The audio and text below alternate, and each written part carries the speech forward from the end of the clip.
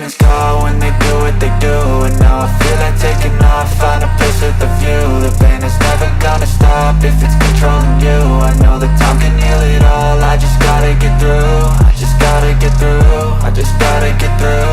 Cause I feel like taking off, find a place with a view. The pain is never gonna stop if it's controlling you. I know that time can heal it all, I just gotta get through. Sometimes I feel like all is lost, but I know it's not true. I wanna put up all my walls cause I'm not in the mood, but then I cut myself off from the rest of the room. I know that time can heal it all if you're patient and soon. It can all be worth it, all the searching. Pain is never really permanent, but damn it hurts, man. I could feel all of the turbulence and it's concerning. I've been searching for a purpose, I hope it's worth it. This society is really trying me. Ain't no hide and seek, I hide to be far from anxiety. I need my space, I need my privacy. I need some silence, please, you're all too loud. You don't speak quietly, opinions violently thrown across every surface. It makes me nervous, it's the world honestly burning. That's all I'm learning, hope that we can make a turn and start reversing. All our minds, we put the work in, we got some work, man. I started to do.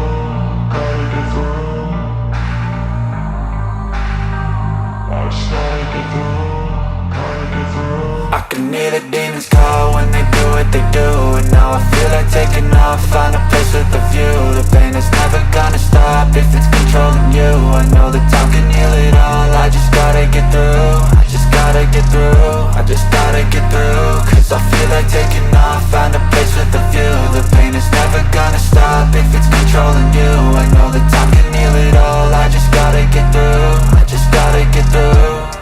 Gotta get through this, life is a nuisance, tie up some loose ends. I try to be human, find a solution, my evolution. A place like this, it didn't exist, we made it like this. So you can go pick the bad or the good, got a glass halfway. I know, it's easier to hide than just to lay low. Not everyone in life has got a halo.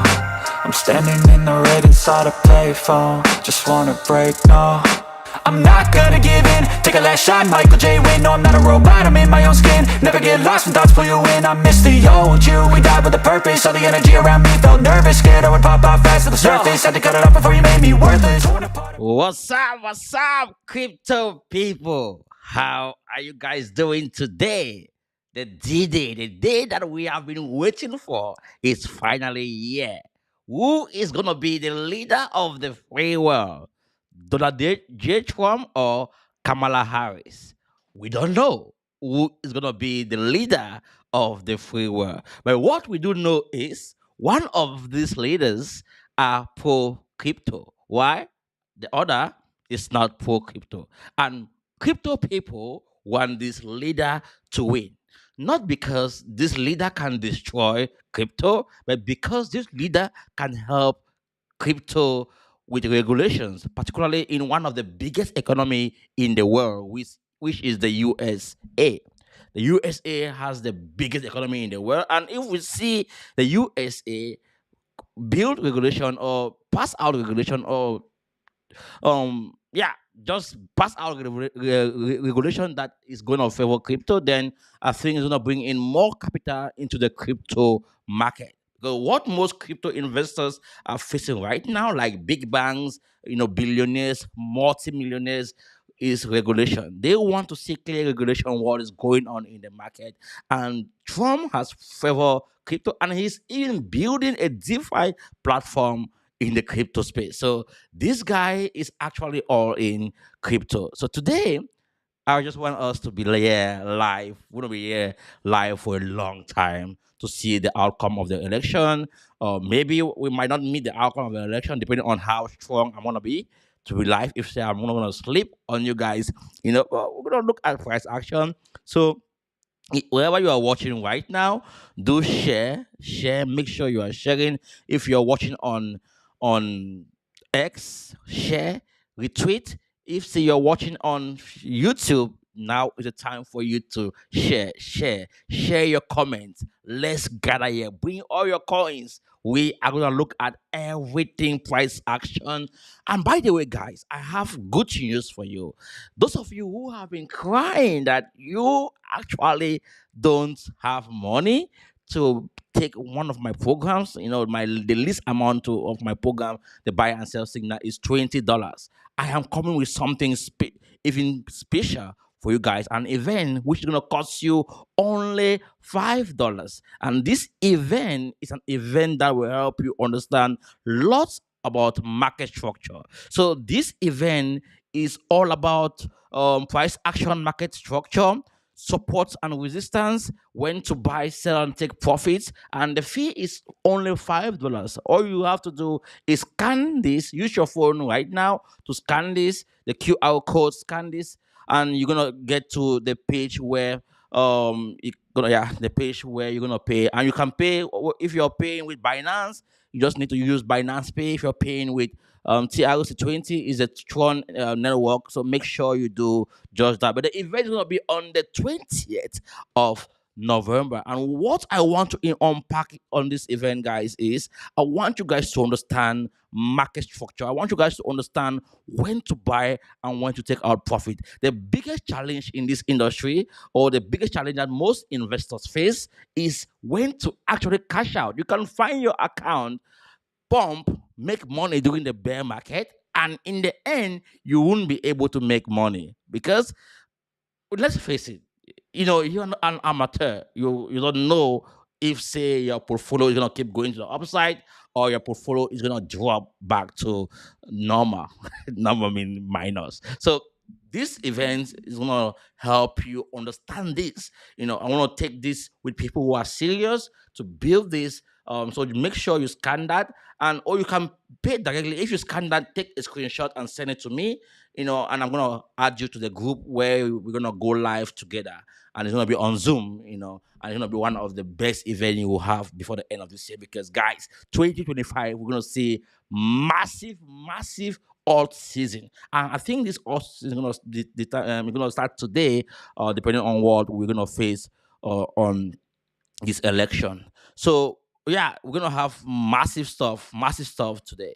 Let's dive into some price actions before it's too late. It's not too late. I know it's never too late. So let's see what is going on here in the market. What is actually going on here, boy, guys? Let's see. By the way, let's look at crypto bubbles. Let's see what the bubbles got for us today. Um, I have to do this today. Like, I'm gonna show you guys a lot of stuff that I think is gonna help you a lot. The top. Wow, look at this, guys.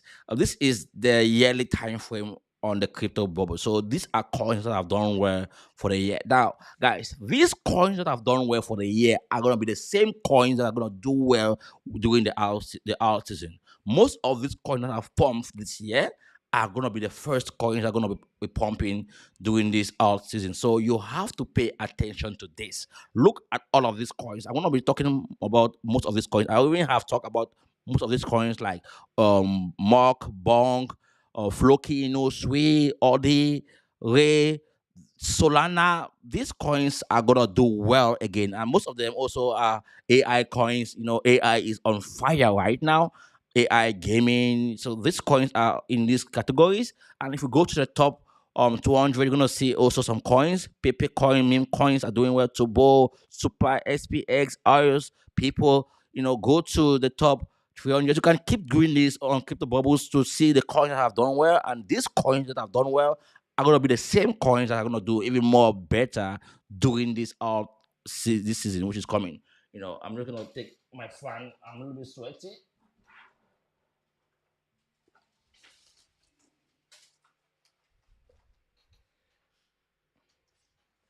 Yeah, I was a little bit sweaty, so I had to take my fan closer to me. Okay. Oh, it's hot here today. So these are the coins that are gonna do well again before we can go to other coins that haven't really done well. But you can go to mostly the monthly time frame to see coins that have been trying to pick up within the month that didn't do well this year. You can look at them from the top 200 coins in the space to the top 1,000 and get opportunities. Trust me, guys, you will not get like 20x from the top 100 coins. You're gonna get like 20x from the top 300 coins. So if you are looking at making some quick gains, you can look at, or we're gonna be focusing more even on the top 300 coins. So we can look for more opportunities here. This is an area where you're gonna get more opportunities. Look at coins that have done well within the year. Then we can ride on doing the bull market for all season. Of course, I'm not saying you shouldn't buy coins from the top 100 coins, but we're gonna make money from the top 100 coins. Then now start looking at coins that are from the top 300 coins to the top 500 coins to make some gains from it. So it's very important. We have a strategy and we follow this. And most of this stuff are gonna be discussed on the event that I'm gonna be hosting on the 20th of November. And I wish you guys register so you won't be saying, you didn't know why, you didn't know how when to get out, or you don't know why you're losing money, and so on and so forth.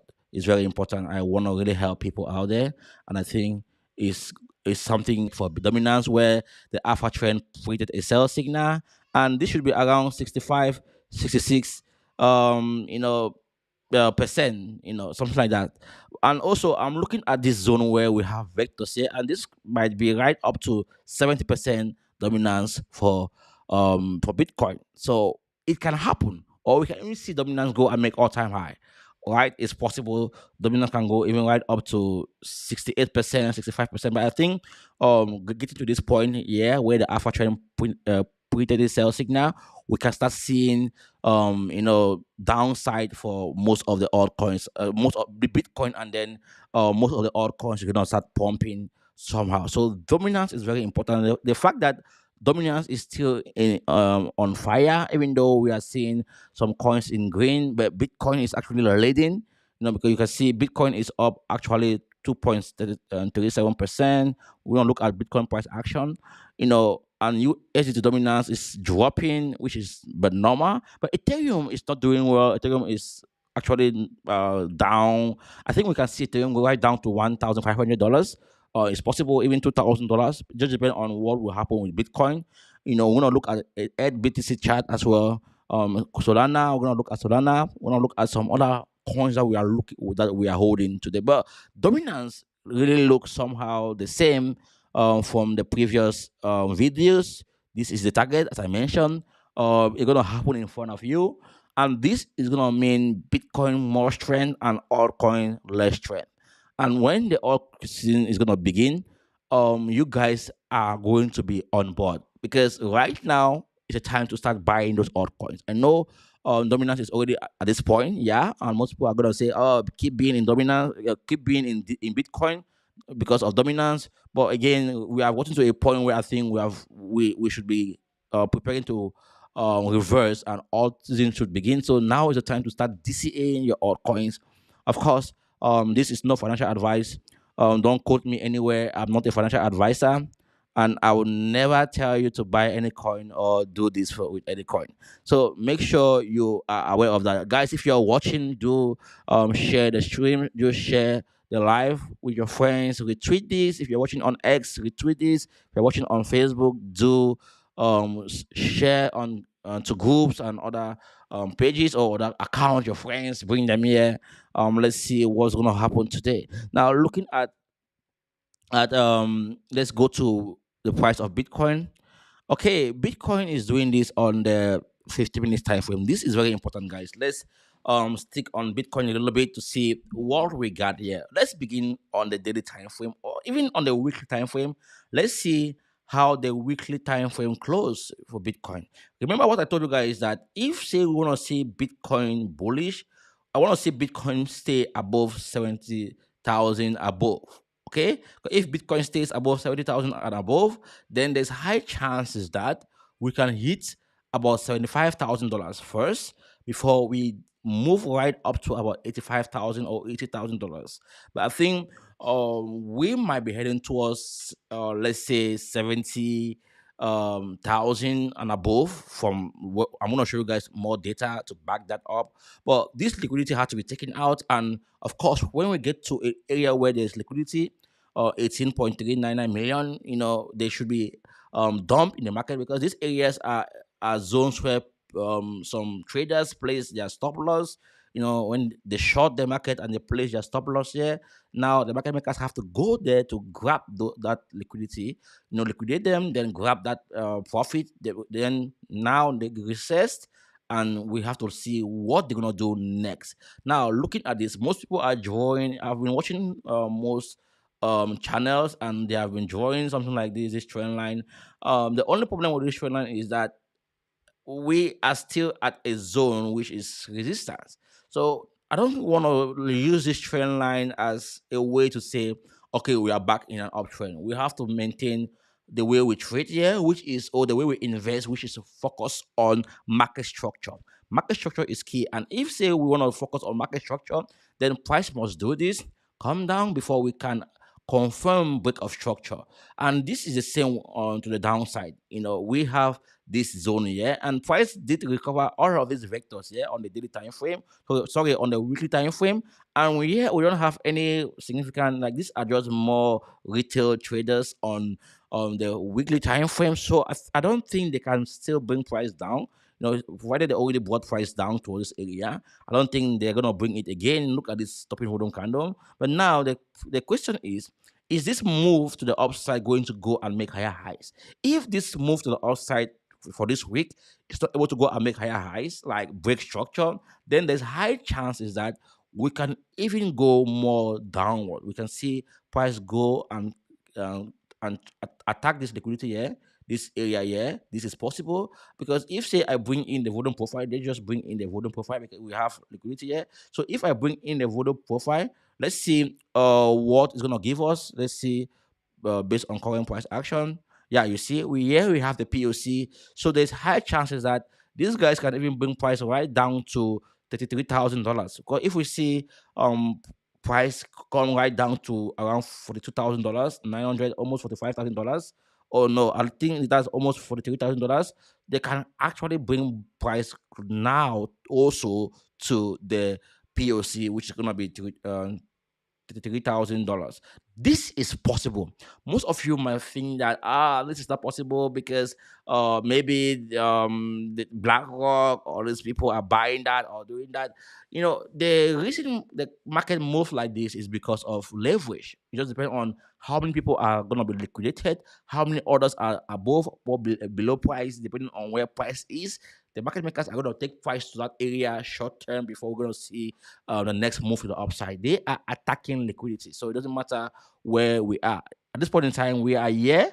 This is the area where they need to break structure. If they're not able to break structure, then there's high chances that they're going to come to $44,000. This is a mere analysis. So I'm looking at price action, what price has done in the past, looking at indicators, what they are showing me to make decisions on how I want to trade, because I think if we're not able to break this zone and create higher highs, then there's high chances that we're gonna come down here, and this is gonna be massive for altcoins, and this can take Bitcoin dominance right up to 70k, 70%.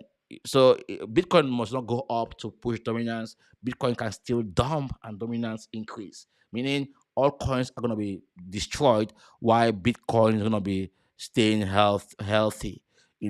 That's just how it is, and what I'm looking at based on current price action. So if you are investing in altcoins, you need to be looking at this data, the macro perspective of Bitcoin, what Bitcoin might do, and what your altcoins might do to respond to that. Now, if we slow down to the daily time frame, we're gonna see that we are in a critical zone, and it's very important you pay attention to this chart as well. Now, I've drawn this area here, this you can see this zone here, and before I mentioned this was a support, a resistance zone for Bitcoin, and we want to see the daily candle close above, right? If it close above, then it's gonna mean we are bullish, and it's gonna mean also that we're gonna be above 70 or around $70,000 for Bitcoin. But if, say, this daily candle close still below, then there's high chances that we can go more downward to hit this liquidity here around 60k. So we have liquidity around 60k here that they can go and grab, and we have another here around 54 that they can come and grab. looking at this high block, this locks algo high block. By the way, this indicator is free. You can get it from TradingView. But I'm just looking at the pure chart to give me perspective on what might happen in the market. So you guys should be aware of all of this data. And by the way, the alpha trend hasn't printed a sell signal yet. And this move down here was evitable. Remember what I told you before, that I don't want to see Bitcoin break below this $65,000 and stay around or below $64,000. Whatever happens, I want to see Bitcoin above or stay within this range, move sideways. If it keep moving sideways, then it means that structure is going to be respected on this higher time frame. But if say this is not respected, then there's high chances that we're going to break right down here, recover this vector here, then even come more downward to around 60K. And these are all moves that the market maker can take short term. They can do this quickly before take the price to the downside. So let's say Trump is to lose the election. This might happen. Or Trump is to win the election. This might still happen. It might happen that investors just want to shake the market, make most people panic before they drop, before they push price to the upside. But this is concerning to me, looking at the fact that this candle is still below. Like if you see, yeah, look at this wick here, look at this wick here, look at this one here. It's almost, let's say, almost like double top, something like that. Look at this, and look in the past what has happened around this area. Look here, also we have something similar. Yeah, so if Bitcoin is not able to break past this area, then trust me, my friends, your altcoins are gonna dump even more. So most of the gains that you are finding right now, those of you who are in a loss, is okay. You are only in a loss if say you sell at a loss, but if say you hold, you believe in your coin, you're not in a shit coin like now, like Casper. Casper is a shit coin for me now until otherwise. But you are in a coin that have strength, and you think that coin, based on their fundamentals, they're gonna be here for a long time. So you stick with the coin and you don't give up. You keep building, you keep holding, you keep focusing on the bigger picture, looking at Bitcoin to make more of your altcoin. So I am a TA guy. I'm a TA guy. Of course, I also do fundamentals, but I focus more on the chart because the chart reflects more what investors feel about the fundamentals. So if say you have a community that is strong, healthy, then good and fine. You're gonna make so much money on building or investing in that project, long and short term. We want to see more volume. We want to see more buyers. We want to see more traders. We want to see more listing of that coin on exchanges. It's important. We focus on what is important than focusing on loving a project. Okay, so looking at this price action, we're going to stay here today and see what happens with the next candle, when it's going to open, and from the next candle we can deduce if say we are going to be in an uptrend or in a downtrend. But looking at what is going on so far, I think it's normal. And again, there's one thing I want you guys to understand here.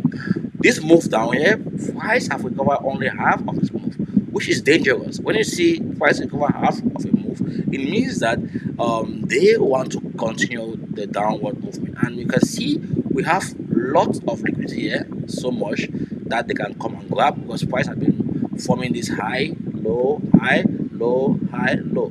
So we have formed three level movement here. So we might start forming like something like this. We might do something like this also.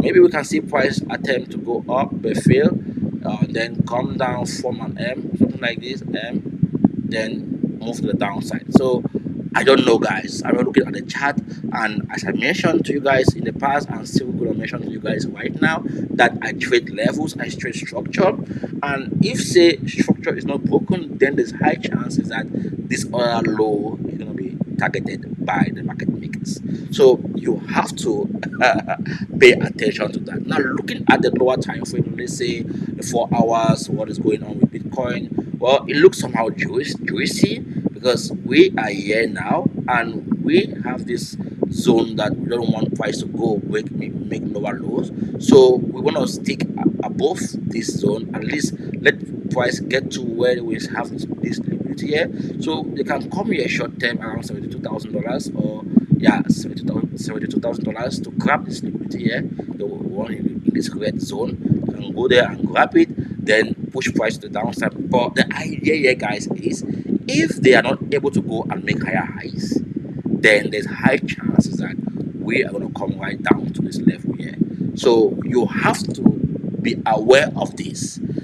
Don't say, oh, you didn't know. If they are not able to go and make higher highs from where we are right now, then there's chances that we're going to visit these other lower zones here around 60k for Bitcoin, or 62k for Bitcoin. Those are all possibilities, or that, yeah, those are all possibilities that they can happen. Now, looking at this heat map, it tells the story. We have two possibilities here. They can either take price to around 72,700, which I just mentioned. I'm just going to show you guys on the chart, or they can take it to $71,000. Or we still have some unrecovered liquidity here around 68 and also 67 that they can bring price to. Now the question is, where do we have more liquidity? We have more liquidity above price.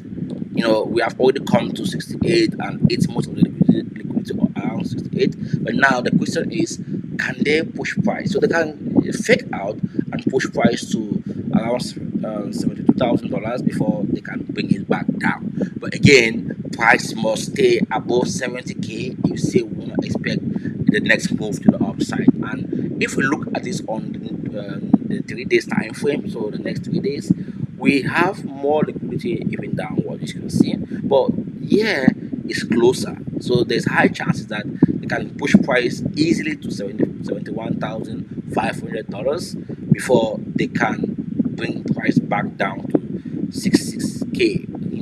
But again, there's nothing that is impossible. Now let's look at the next 7 days. What might happen? For the next 7 days, you can see clearly we have more liquidity to the upside. So excuse. So the perspective is, if we stay above 70k, there's high chances that we can go and make the next all-time high. Trust me, for Bitcoin. But if say we stay below $66,000, right? If you go below, not $64,000, then there's high chances that we are gonna go straight to 60k and even 44k Bitcoin. This is possible. I just want you guys to understand that this is actually something possible for you all to attain. So where are you watching from? Let me know where you are watching from. By the way, guys, I have an event coming on this event is coming on the 20th. Learn price action, market structure, support and resistance, when to buy, sell, and take profit. Now, guys, why do you have to be part of this event? You have to be part of this event because I'm going to teach you when is actually the right time to look at a buy situation and when to look at a sell or take profit situation in the market. You're going to understand market structure more in details. I'm going to answer some questions, try to help you look at the bigger picture during this bull market so that you can make money. Guys, by the way, the link, I don't know if say I've put the link already here, but let me just share the link with you guys on the chat section. This is a link for you to register. But if say you are already in my community, you can just scan this QR code, scan it. The contract is drawn. You scan it, then it's gonna take you to where you're gonna send. I would say it's $5. $5. I'm doing this because I want everyone to be able to afford it, and people who are gonna pay for it are those who are gonna be serious to learn. And you can send USDT. Just use the TRC20 network, or if say you have Binance Pay, just scan either of this QR code here and you're gonna get the details to pay. And once you make payment, come to the free Telegram group, share with me your payment, and I'm gonna add you to the group and share with you the link to the event. But if say you wanna register directly via this link, via this platform, then use this link that I'm going to share right now with you guys. Make sure you use the link that is connected to my name, the BETONG Media. Make sure you have that, because I'm going to pin the link anyway afterwards. And if possible, yeah, I'm going to comment and pin it. I'm going to share it also at the comment section. I don't know why I didn't do it, but I should have done it. And by the way, I think at the end of this show, I'm going to do some giveaways. Yeah, I'm going to give membership for those of you who are watching on YouTube, and yeah, on YouTube. So make sure you join me on YouTube. Those of you who are watching, yeah, I'm gonna do just that. Yeah, so that's the link. And those of you who are actually trading, right now, I think it's not the right time to trade. Okay, just be patient and see what's gonna happen. In a couple of hours, let's see what's gonna happen. So let's dive back into the TA, like where were we? We were at the zone. So this heat map is so awesome to me. I love it. It gives me the bigger picture of what might happen in the market, and I don't have to bother myself so much, waste so much time, try to beat up myself. All I need to do is make sure I have the right, I have the right mindset, focus on the chart, look at what the chart is doing, if it's in correspondent to the heat map, and look at my indicators, if they are also they also align with price action, if they are pointing more to the upside, then I become more comfortable to stay in that trade or to keep holding that coin. But again, it's clear to us that we're gonna see more upside for all coins if say Bitcoin dominance do something special. Okay, now we have established all of this, but there's also something I want us to look at, which is the USDT dominance. This is also an important chart, right? Let's look at this on the weekly time frame. Let's see what we got here. Now on the weekly time frame, it shows that we are back in our range, in our range, and this range is important for those of you who actually understand USDT dominance. Now I'm gonna always explain to you guys. Maybe I'm having some people who are new here for the first time, and so on. This dominance is whenever you see price or USDT dominance dumping or moving to the downside in percentage, it means that investors are favoring more crypto or Bitcoin. But if the dominance is going to the upside, it means investors are favoring more US dollars or USDT. So they are selling their cryptocurrency, their Bitcoin, into US dollars or USDT. Okay, and now we are at a zone where there's high chances that we might see USDT dominance move back to the upside. And if this is the case, then the target is going to be the golden pocket here, which is normal. And afterward, we might see it come down again. And again, in essence, what I'm trying to convey here to you guys is we are in an uptrend for USDT dominance, except we break structure.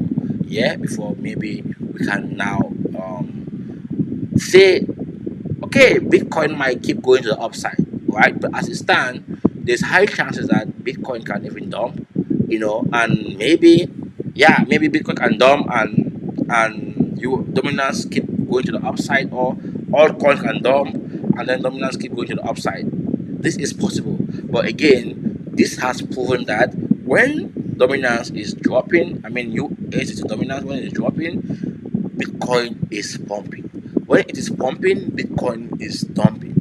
If you understand this, then you're gonna make informed decisions when you invest or trade any coin. It's gonna give you better entry position when you look at price action, you look at the current event, and you can then deduce what to do with the information you're gonna be exposed to. Okay, so this is also important. You look at now talking about other altcoins. Okay, I think I've looked at most of the macro, except the total tree. Okay, let me look at the total tree. Oh, remember, guys, I mentioned maybe we are forming a second trend here, but we break this trend, which is not good. But again, we are situated at this area here, which is a strong support zone for total tree. By the way, if say you don't know more about total tree, these are all cryptocurrencies excluding Bitcoin and Ethereum. So all coins excluding Bitcoin and Ethereum. So if we maintain this trend, the upside, then it can take us go to the next all-time high for this dominance. And this is the area where I think we're gonna head to grab this liquidity here, because Bitcoin has gone to grab its own liquidity. So I think they can come here and grab this zone here, which is normal. That's gonna be 3.491 trillion. Awesome. Okay, this is gonna be awesome, guys. Trust me. Now, should we say we are back in a downtrend for touch rate? No. I think we are maintaining structure based on this higher time frame. And the reason why I love to show you guys higher time frame is because it's good as an investor to look at the market in the macro perspective. You look at what has happened in the past and what is going on currently, then you see if say prices are respecting key structure on a higher time frame. And if you make decisions like this based on a higher time frame, there's high chances that you're gonna be winning most of the time. And this is what has really helped me in my journey, focusing on higher time frame. You know, if you focus so much on the daily, always you want to become a day trader, it's fine to trade daily, but you might be losing a lot of money. That if say you are patient to trade, let's say weekly or twice a week, once a week, then you're gonna be making money more long term. That's just based on my own personal experience. I think maybe it could be something beneficial to you. By the way, I am not a financial advisor. I'm an educator. I'm someone who loves to educate people on how to go about things. I share my knowledge with anyone out there interested to learn. You know what I do, and if say you are interested, then make sure you apply this to your to apply this in your trading, to whatever thing you're doing, and yeah, good luck with that. So, looking at some altcoins now is Miro. This is Miro on the 4 hours time frame. By the way, I share with most of my members on YouTube to buy some of these coins. And I think most of you who bought it are already in profit. And this would have been an area to take out profit, but the reason why I'm not taking out profit yet from Miro is because of this structure here on the daily time frame. Okay, this structure here is gonna play out somehow. We break structure here, we came back and we should hold this area, and because we should hold this area, there's high chances that we are forming another zone here for price. So price is maybe forming a zone here for Miro, which is something I think might interest most of you who are investors or who love altcoins, right? So we might see Miro do something like this, like go to the upside, come back down, go to the upside, come back down, and keep making higher highs and so on and so forth, higher highs and higher lows. This might be the case. That's why I think Miro is a good buy. It's in a good buy. The upside is awesome. This is going to be the next target around this 0.1684 zone. Then the other target is going to be around 0.3 cent. So that's going to be my target. But I look at the bull market or all season. I want to see. I think this coin can go right up to even $3. Miro, or even $1. If it goes to $1, that's going to be awesome. From here to $1 is not that far away. Just let's see. From here to $1 is going to be how many percent to the upside? Let's do this quickly. From here to $1, let's see. Yeah, just 10x. Yeah, can this coin 10x? Yeah, it's possible. Mio can 10x just like that. The market cap is still small. 80 million. It can go to, imagine that this coin go to 1 billion. Can it happen? Of course, it can happen. By the way, it's a meme coin, so if say you are trading this coin, is at your own risk. This is a meme coin. But again, the data looks somehow awesome. I love what I am seeing here. They have no respecting structure, which is key. And if a coin is respecting structure, then I want to be in that coin. I want to love the coin. You can see structure is respected, and we should be looking at pullback from where we are right now towards this area. So Miro, to me, Miro is a buy. It's a buy for me.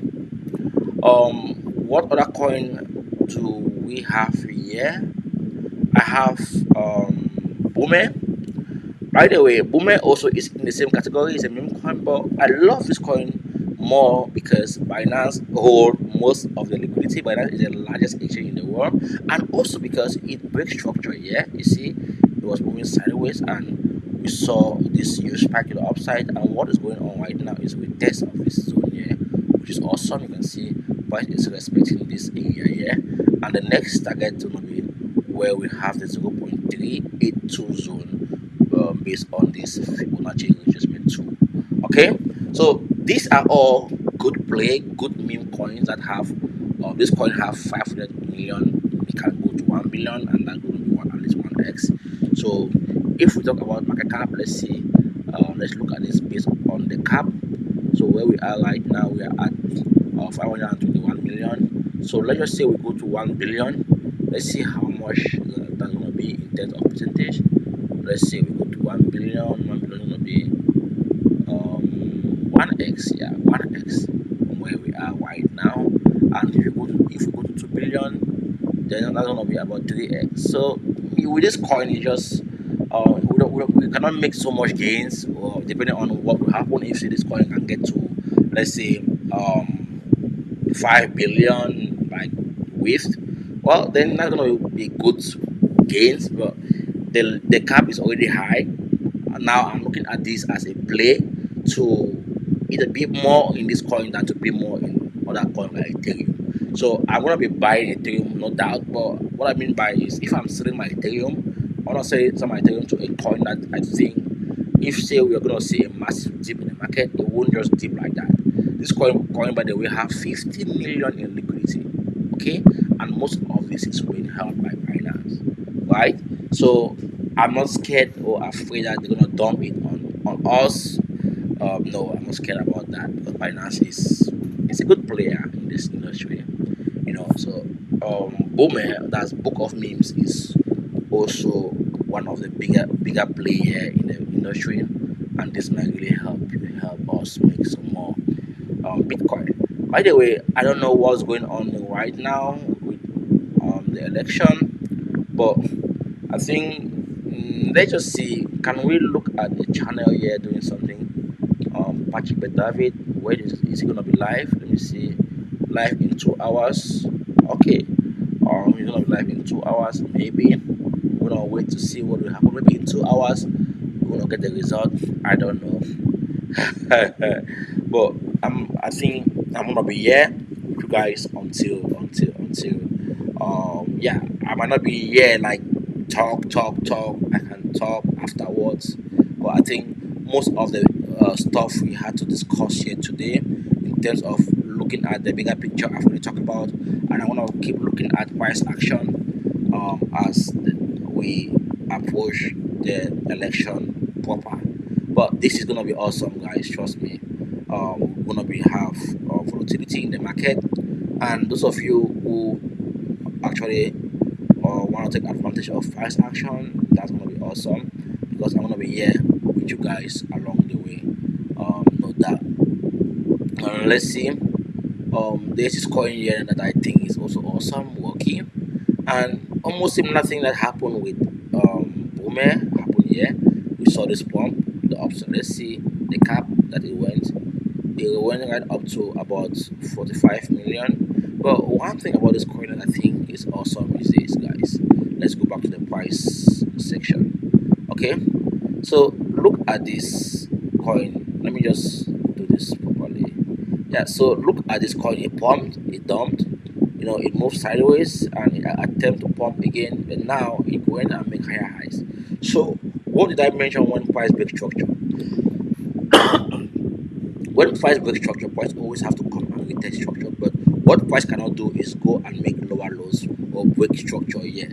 In this case, when the price left this zone, price came back a little bit and held this zone, but price didn't really come down, to break this other low here, right? And price has been maintaining this structure. So this is the area where I don't want price to break, price to stay, yeah, above that zone. If price stay above that zone, then we are gonna be even more bullish for this coin. And the upside for this coin is really awesome. You see, we are looking at this area. If the price break below this zone here, then that's gonna be bad news for us. And I'm gonna buy doing retracement. I'm gonna sell when price retrace back to that area.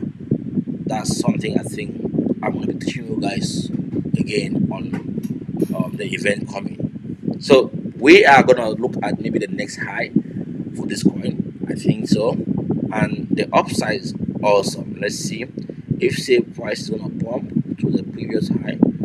How many percent? Let's see, 1x. So if price gonna go to the upside, that's gonna be about 3x. Yeah. So, but if say we see this coin go to 1 billion, the cap now is just 7 million. Let's say this coin go to 1 billion. Okay, that's gonna be a huge profit. So I'm holding this coin, and I think maybe we can never know. Rocky, the name sounds funny, and it's a rock. It's a meme coin, a rock. Someone puts eyes on the rock, and boom, it has 7 million cap. And it has a decent liquidity also, and the volume also is decent somehow based on the liquidity or the cap.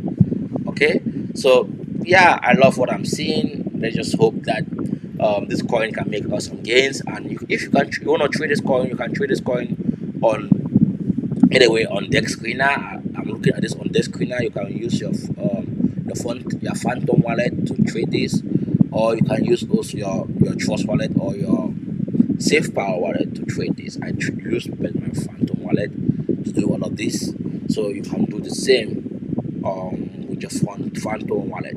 Now another coin that I think is undervalued right now because of the chain is breadth. This bad boy already created a good zone for us, and I think price bounced from that zone, which is normal, and price made higher highs. So what happened? Price with this structure, the price wasn't able to go and make higher highs. So the next thing is price break this structure here, but now we are here. So I don't want price to break below. If price break below, then that's gonna be bad news for us. We might visit this low here around 0.030, but I'm gonna be buying bread until, like, if you keep going to the downside, I'm gonna keep buying bread. It's one of my top coins on the base network, and I think that we can see this coin get to the cap of Dogecoin. Okay, you can see this coin go to about 20 billion, 14 billion. This coin is one of the main coin or main project on the base ecosystem. It's a meme coin, but it's the biggest meme coin on the base network, which is very important. So let's see which other coin we got here.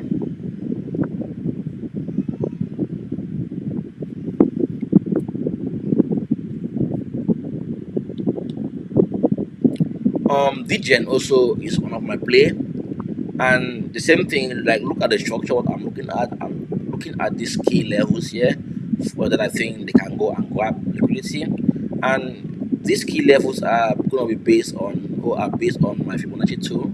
If I bring it, they're gonna give me my key levels, and I love to see my key levels. By the way, let me just refresh this page. I think I'm not getting what I should get. Let me refresh this. Maybe it's gonna give me my zones back.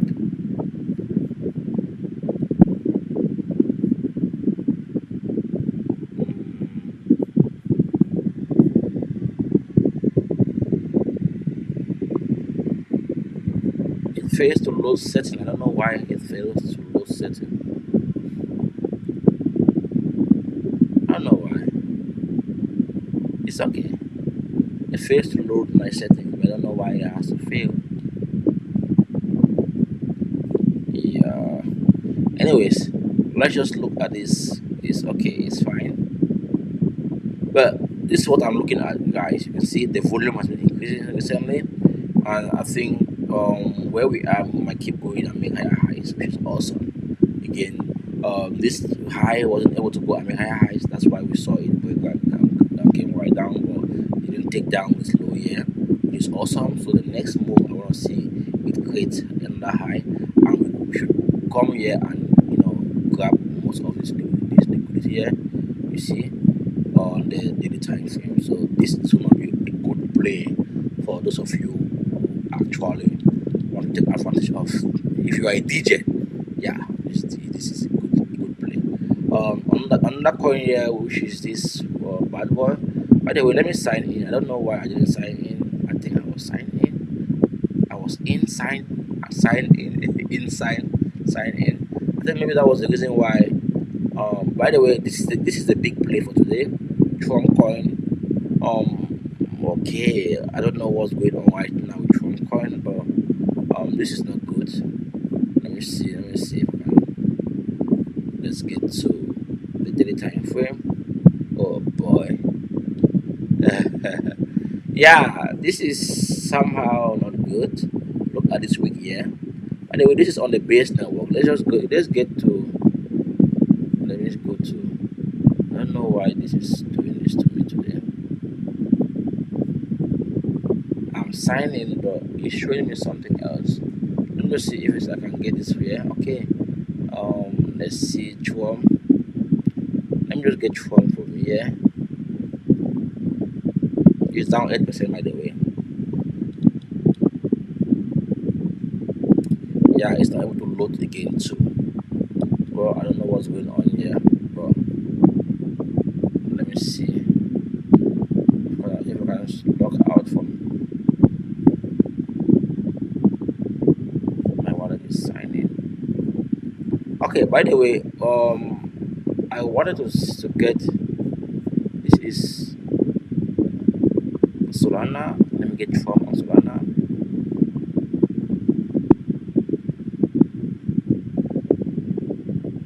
Someone just pulled liquidity out of this Trump coin. Wow, this is bad. Let me look at Trump on base.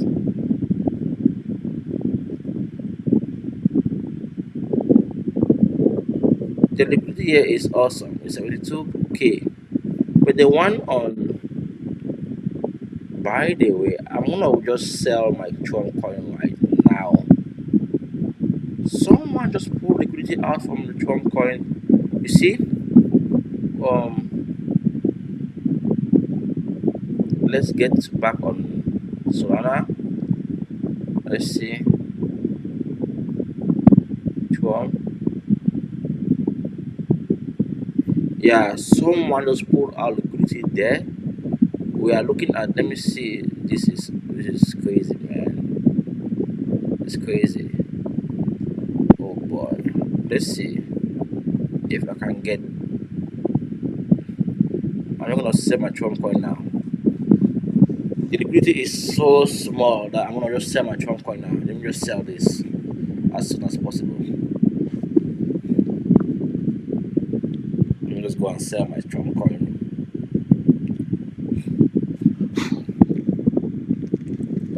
Because someone just pulled out liquidity. Only $12 is there. I mean 12k is there. That's nothing. So I'm not gonna be trading when the liquidity is just $12. And look at the volume. Oh boy. Someone just pulled out liquidity there. And they might pull everything out also. I'm gonna sell everything.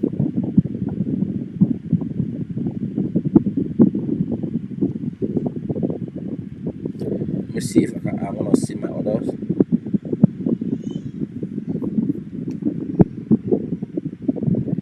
I'm trying to swap my Trump coin right now. We have just 12k liquidity. I don't know if it's gonna go even. Yeah, it did go. Let me see if I want to see it there.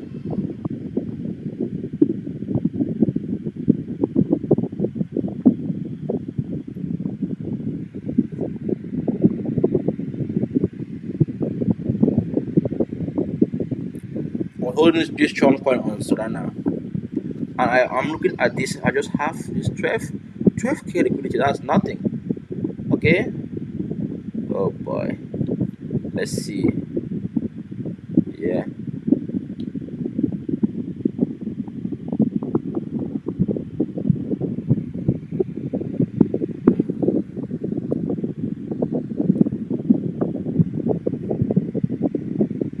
Yeah.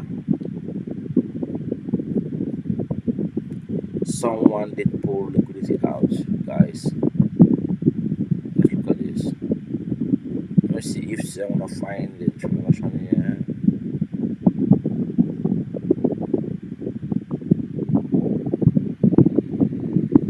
But it's going down anyway. Because look at the liquidity here, it's small. Look at the cap, 11 million. Oh boy. Let me just go to market cap. Let's see. Trump.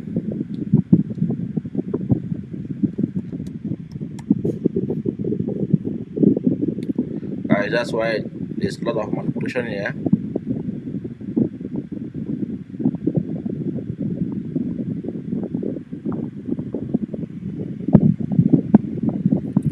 $150 million. Okay. Anyways, let's look at this on the BAC chain. No, let's look at this on the Ethereum chain. Let's see if we can find more liquidity on Ethereum chain for this coin. Let's see.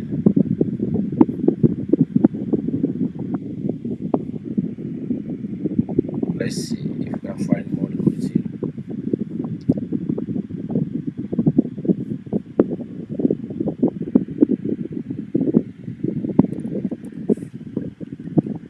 on the Ethereum chain.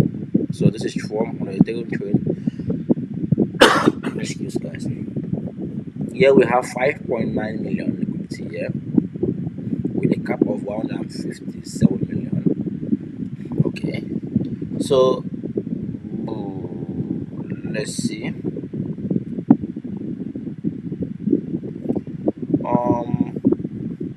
So guys, it depends. The chain you're trading in is gonna be like, you should be careful. If you're buying this coin, buy it. If you wanna trade this, maybe you can trade it on exchanges, or yeah, or you can trade it with your Ethereum. So let's see the contract on BNB. Let's see on Binance Smart Chain. Let's see how much they got there on Smart Chain. Tron coin.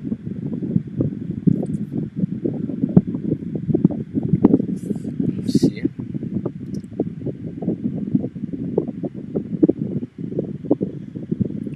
At least they have more liquidity here on the Binance Smart Chain. At least the cap is yeah.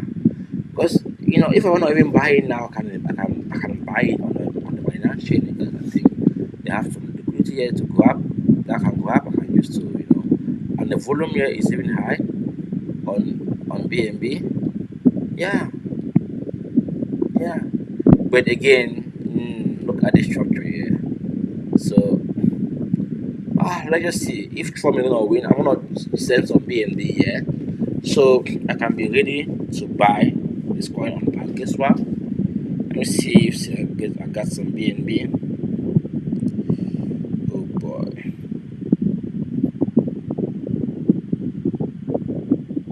Yeah.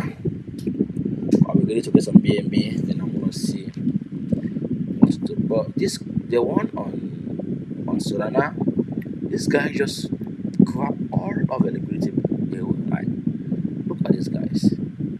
Let's go back here. Someone just remove liquidity here. See, there was much here, and now it's just 12k.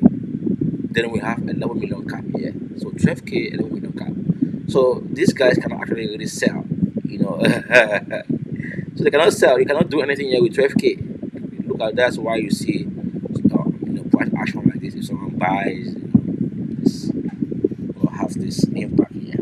And yeah, you can make some money on this, but again, that's not something I think is doable. But I'm gonna just get some Trump coin on the thing on the. Let me just mark this. Keep this. So keep this is open on BNB chain. So yeah, that's gonna be awesome. Let's look at it on the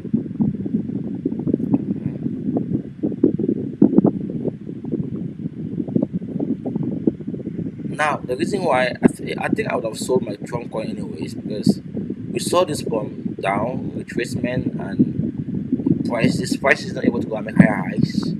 So I think we're gonna attempt this low here. Let's see. Let's build in the 52 Fibonacci too. Let's see. Yes, yes. Yeah, they can see we price down here. Yeah, I found it strange.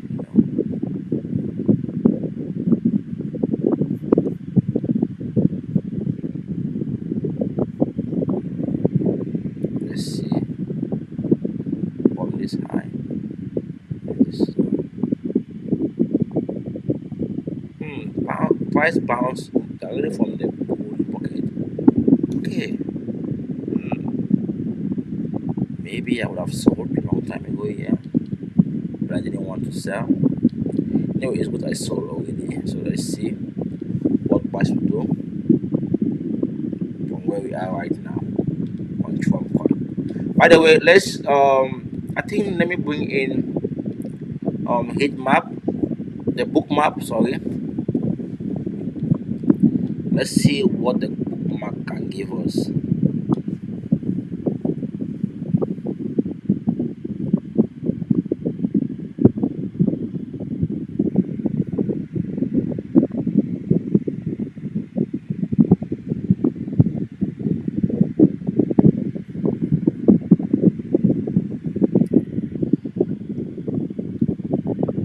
Oh, a little bit tired. I wanna rest a little bit, then I come again.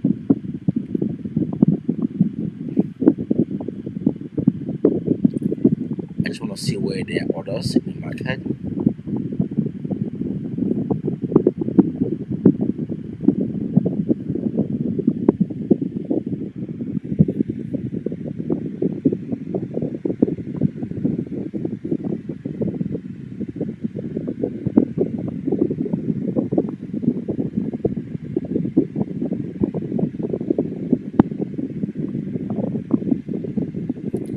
So this is the book map.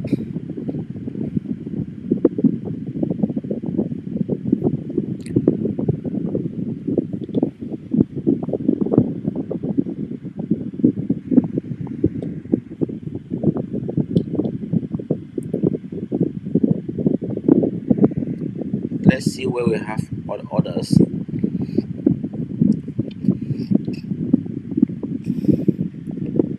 Yeah, we have so many orders here. You can see $68,000, $68,320. We have orders here. We also have it at 68 to 100. Wow, there are more orders down here. Yeah, there's high chances that we might see Bitcoin down to the right, not down to the $68,000. Yeah, let's see above price. What we got above price? What are the liquidities? How much we got above price? Yeah, around 70, 400. It's a little bit far away. Excuse guys.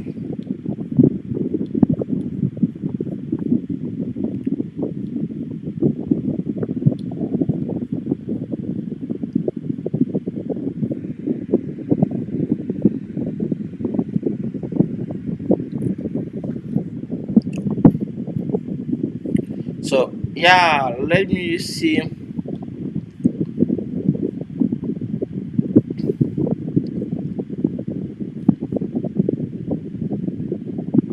Let's see if we can get some. Let me just see who are those who are live. Which news agency is live? Okay, I'm live by the way. Sky News.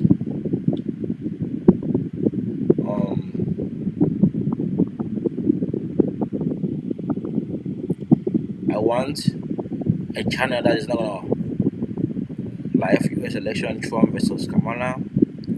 Let's see who is this.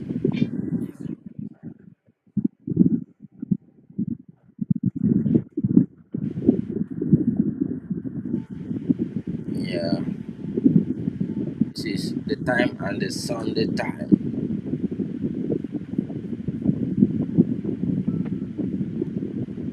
The time and the Sunday time. Let's see what's going on.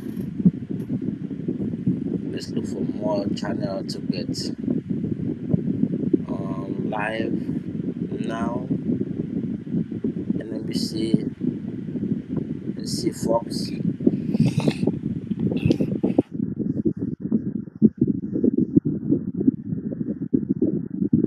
Let's see what Fox is doing. Yeah, Fox is also give us some stuff there. So,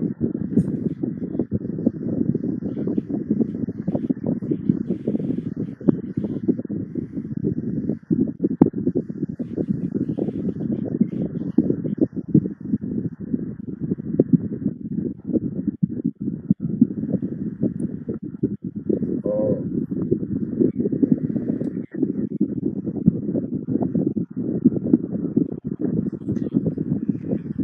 my,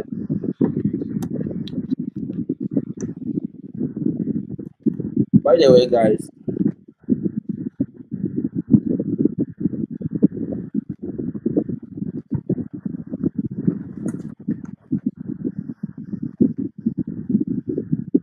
what just happened there?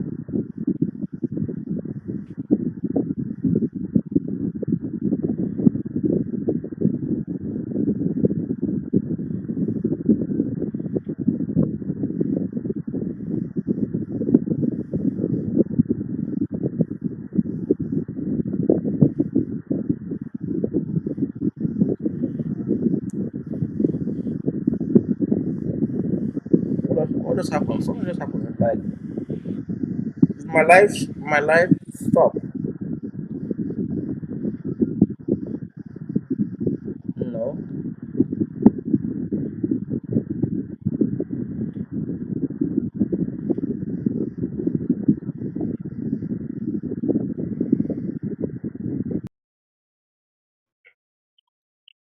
my mic ceased, so I want to use this mic instead.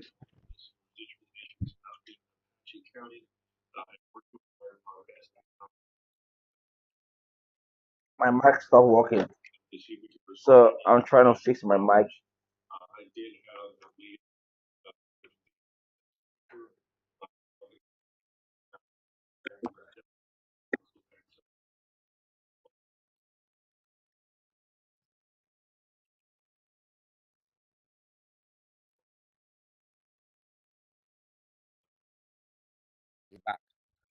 Okay, my mic is back. Let's see.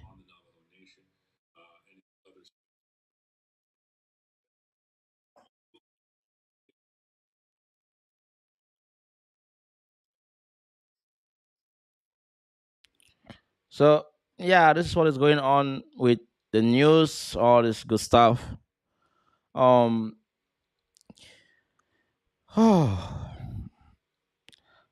let's look at the heat map a little bit. Yeah, Bitcoin is attempting to go to the upside. Looking at the heat map,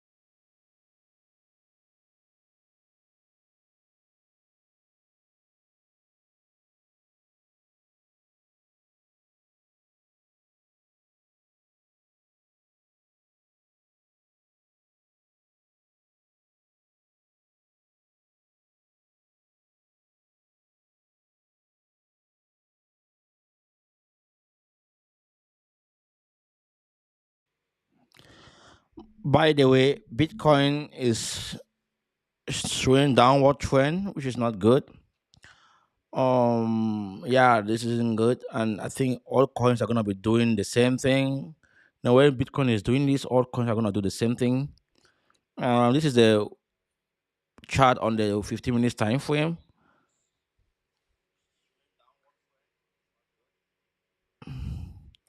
Um, Again, yeah, this is not good for Bitcoin.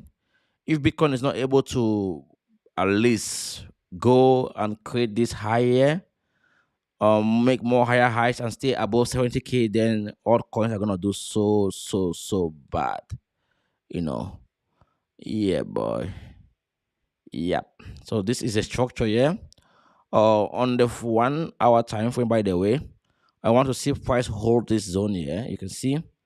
Um, Let me mark this area.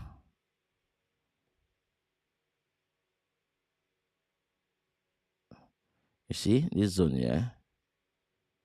Price should hold this zone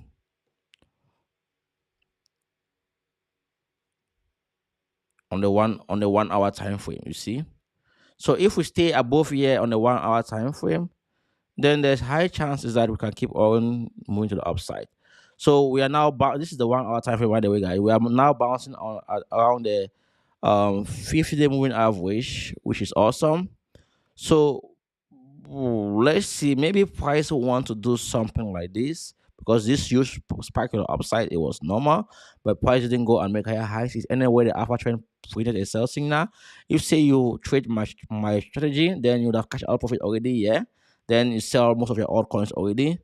But I didn't sell any of my altcoins. I didn't even cash out any profit. I'm playing the long game. Yeah, I'm not gonna allow the U.S. election to determine how I trade. So I want to focus on my style and stick with it. We're gonna have some volatility, no doubt, but it's not gonna change the way I look at the market. The market, the way I look at the market is simple. I want to trade structure. So if this structure is maintaining, is respecting on any time frames, then I'm gonna focus my analysis on that time frame. Um, I want to check on. Let's see,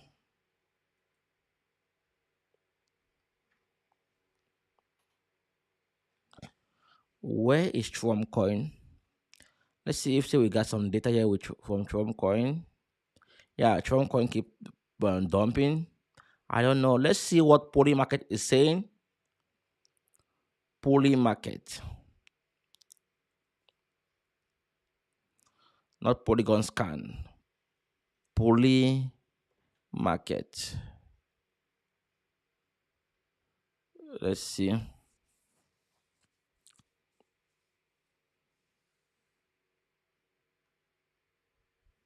Hmm.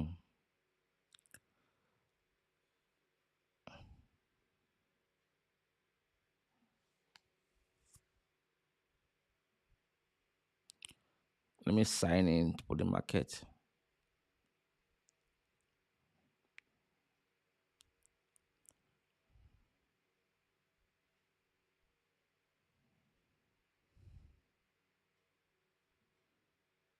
Okay. U.S. election. Let's see. Poly Market is saying that Trump will win 62% against Kamala. Let's stick on politics. Let's see what they got here on politics here. Kamala to win 38%, Trump to win 62%. Popular vote winner, Harris 73%, Trump 28%. Electoral college margin of victory. Yeah, so balance of power, Republican sweep. I think this is more of the House, but this is what is important. Yeah, the election winner. So far, polling market is saying 62%. Yep. Let's see what that's gonna be. I'm feeling a little bit cold.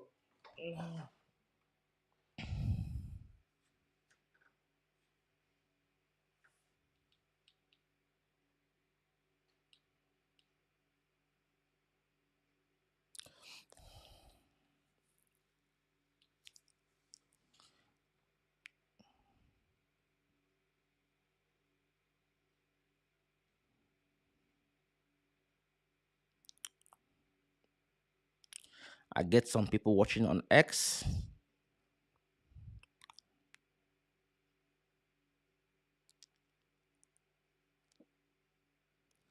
Guys, do retweet. If you're watching on X, do retweet.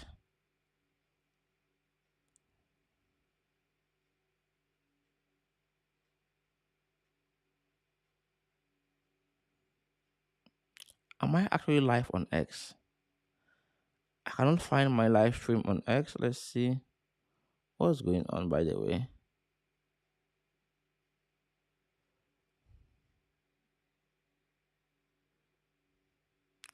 I can't find my live on X. My live.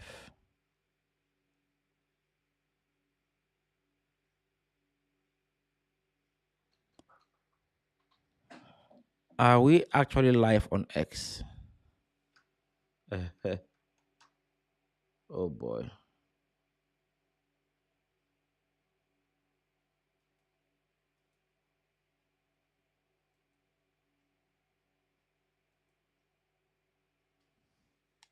Yeah, Maga coin is dumping. Let's see. But by the way, let me just see if I can send in some BNB. Let me get some BNB to my safe power wallet. Maybe I'm gonna be more willing to trade on Pancake Swap. I just saw that Solana. There's not much liquidity there to grab, so I'm gonna go. I trade, by the way, with my phone mostly. But I trade. Let's see. Let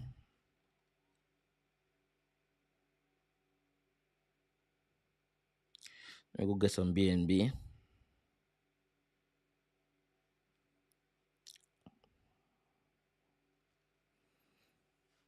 Get some BNB. Most of the gains I made today, I lose everything because, as I mentioned, I don't want to trade based on that on the election. I want to stick on my guts, stick on my strategy. I don't want to sell because of the election. I don't want to sell because my market structure tells me to sell. Oh, let's see. Let's get some BNB. Yeah,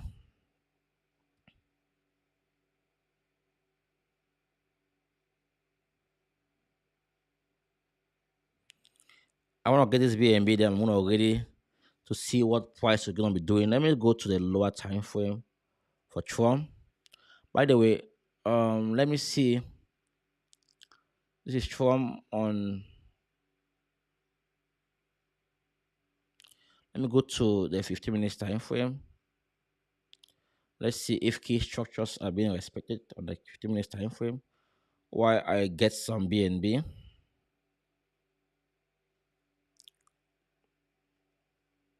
BNB USDT. So get some BNB.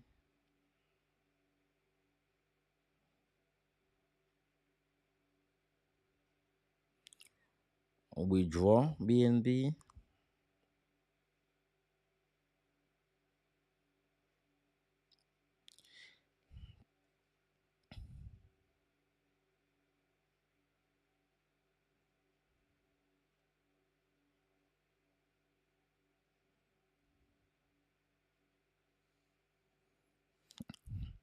I was holding my Trump coin on Solana on Phantom wallet, but I had to, switch now to Binance smart chain. But I'm seeing here that we have more liquidity here, and the cap here it makes sense, so I can trade this liquidity, even though it's not much, but it's something as compared to what we got on. I think base also is bad. Let me see how much. Like the one on base is even better. The one on Solana is bad. It's bad. So look at these guys. 12K. This is bad. This is bad. 12 only 12K. So let's stick with this one and see all we got. I want to trade this Tron coin, by the way, guys. So Excuse. My focus will be Trump coin today. By the way, that's my focus is gonna be Trump coin anyways with Bitcoin and see what the tool is gonna give us. Let me see if my BNB arrive.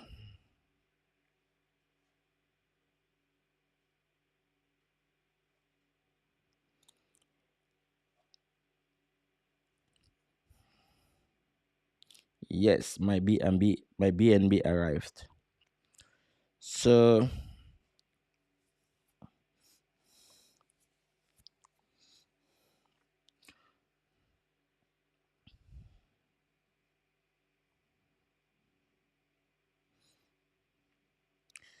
just swap this on Pancake Swap.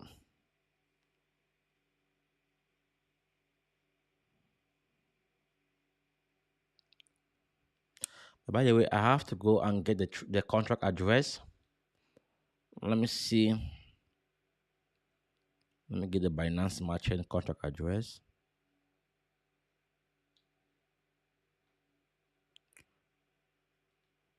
Let me send it to somebody.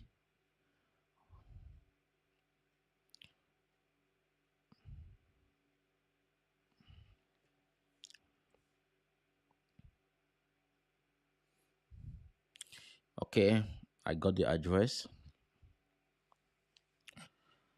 Let's just see what price is gonna do on this lower time frame.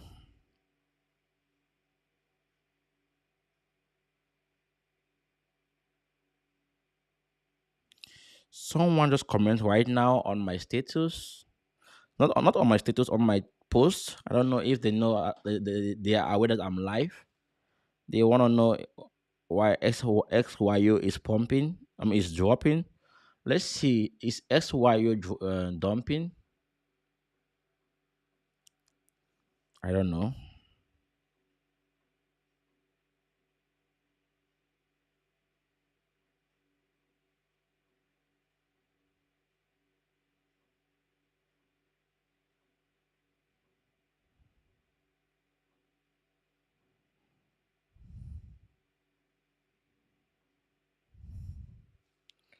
Let's see. XYU.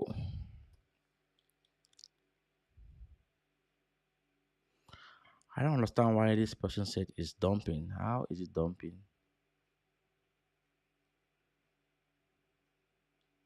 Okay, yeah. It's dumping. It's dumping. Look. But there's something interesting here.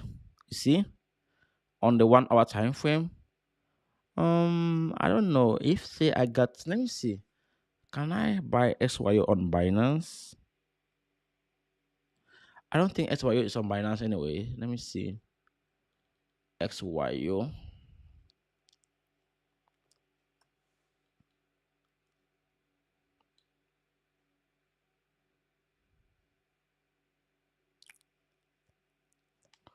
Mm. No, you can buy only on this exchange. It's KuCoin, Coinbase Exchange, Uniswap, Option 3. I cannot buy it on Binance, but I think the volume, um, yeah, the volume started increasing. No, the market cap has increased, but volume has dropped 6% XYO. Yeah, this if say XYO, let's just stick on this. If say XIO actually hold this zone, then I think it's gonna be reversing from where we are right now. And this liquidity here is gonna be the target for SYO. Okay. But let's get back to the Trump coin. Oh, this is DGen.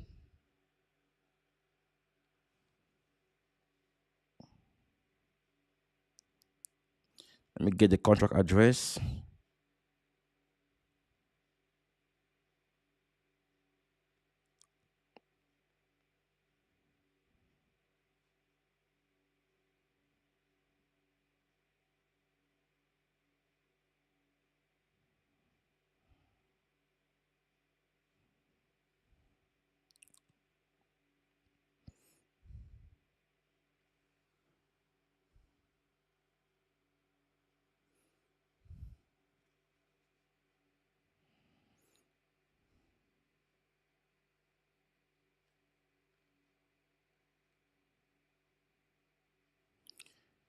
I want to add the coin, not network. Manage coins. Add coins. Okay. So I've added Tron coin to my wallet. So now I'm just gonna go and bring it to PancakeSwap. Actually, I'm using my phone, guys. So I'm gonna swap my BNB, but I'm not gonna buy now. I'm gonna tell you guys when I'm gonna buy. Again, I sold first, so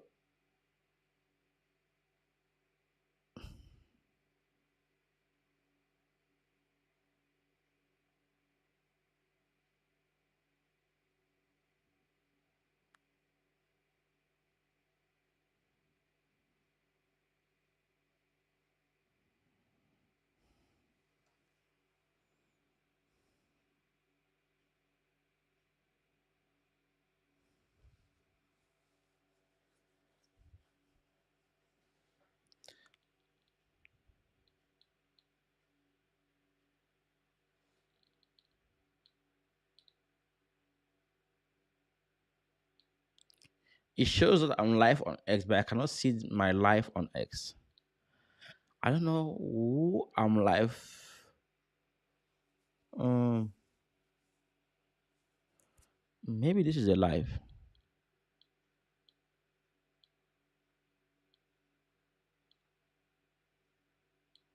Yeah,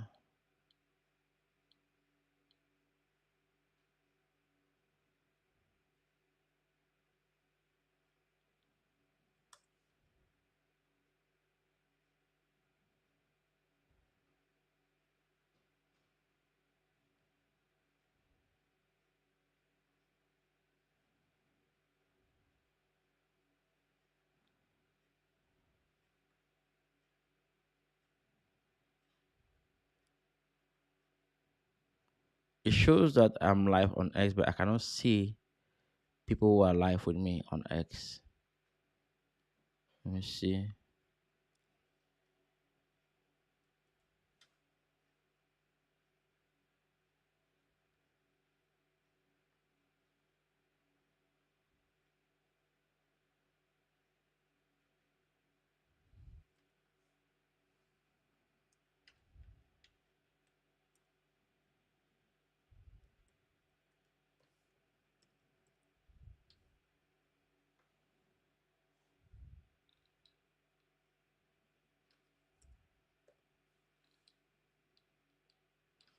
I'm live now. Let's see. Okay, I think this was better.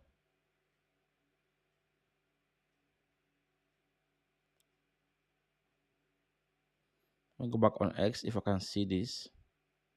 Yeah, I can see it now. I can see my live. Okay.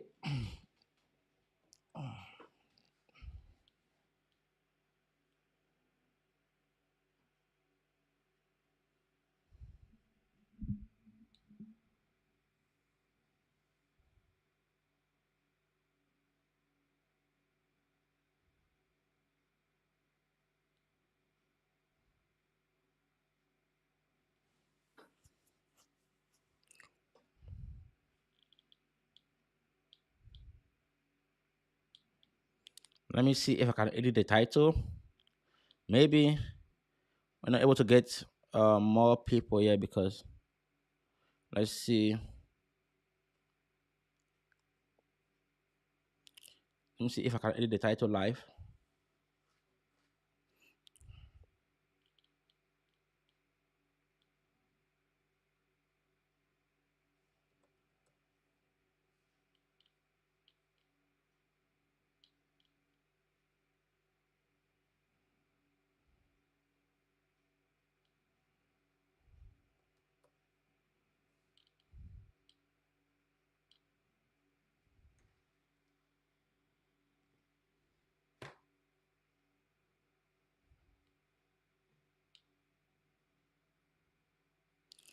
The price of Bitcoin is actually showing some strength now. Let's look at the heat map.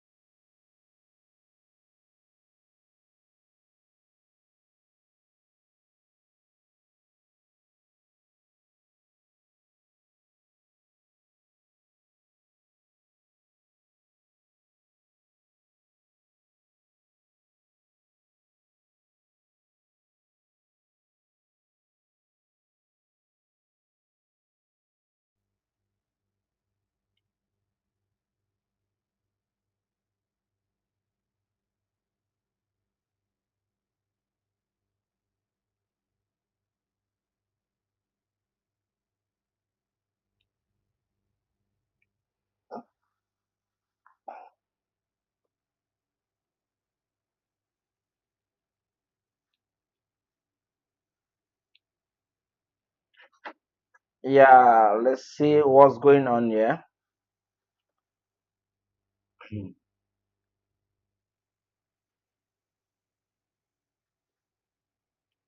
Bitcoin is actually trying to.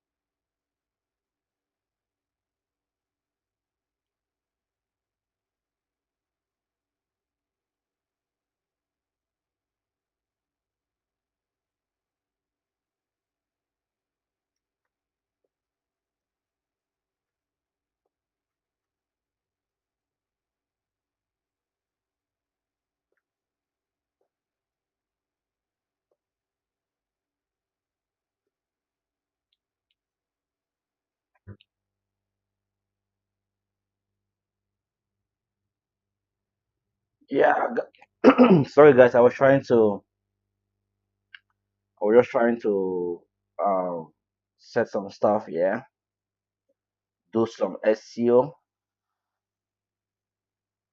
yeah.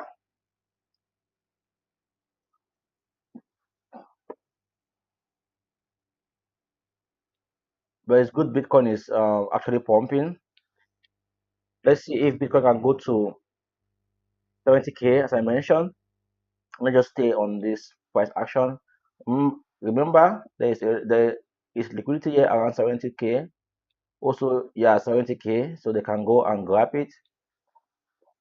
There's some others here, 152 Bitcoin here that they can go and grab.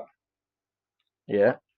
So maybe they are going to grab this 152 Bitcoin here. If we look at, yeah, I think that's what they are trying to do. Um,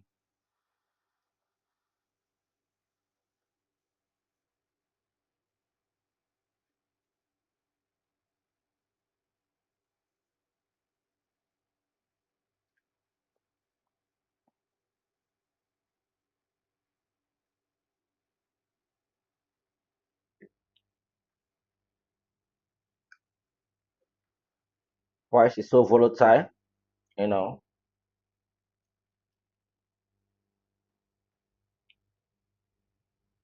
Oh boy, let's see. Oh, I'm using this one now. I'm tired of this one today.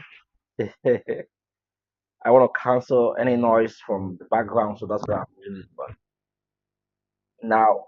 mm, Okay, look, this bounce back was awesome, but again, want to see price go and create higher highs. At least that should be what price should do. And if we look at the 4 hours time frame, let's zoom this. Let me look at this on a different chart. This chart looks somehow dirty.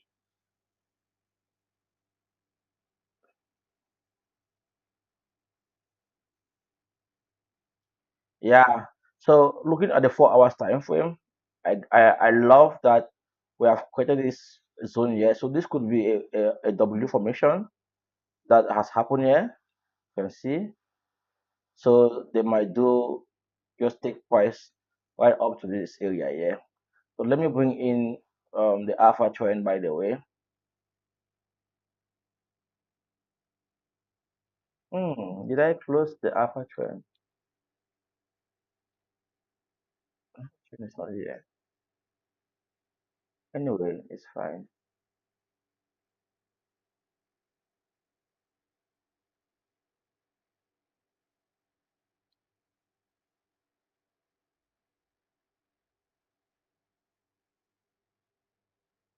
The alpha trend was supposed to be on. By the way, we are seeing a dump on MAGA. MAGA is dumping. Trump coin is dumping. Maybe it was nice. I sold.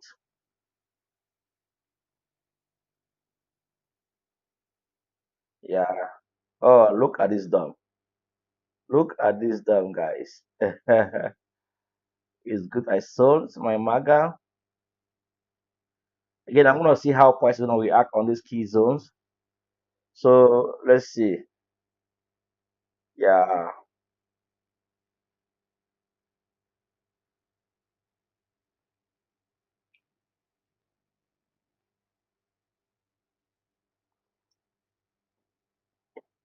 Let's look at some news.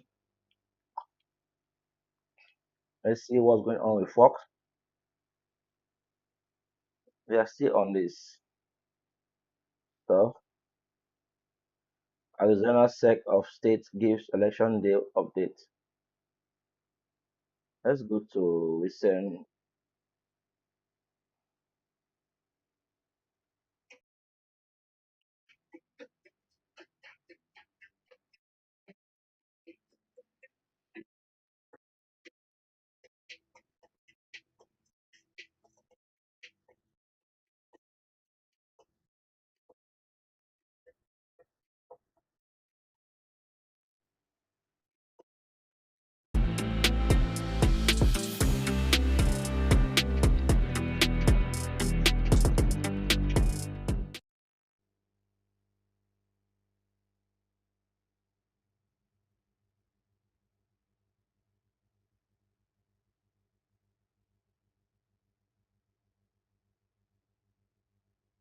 Oh, that's the White House.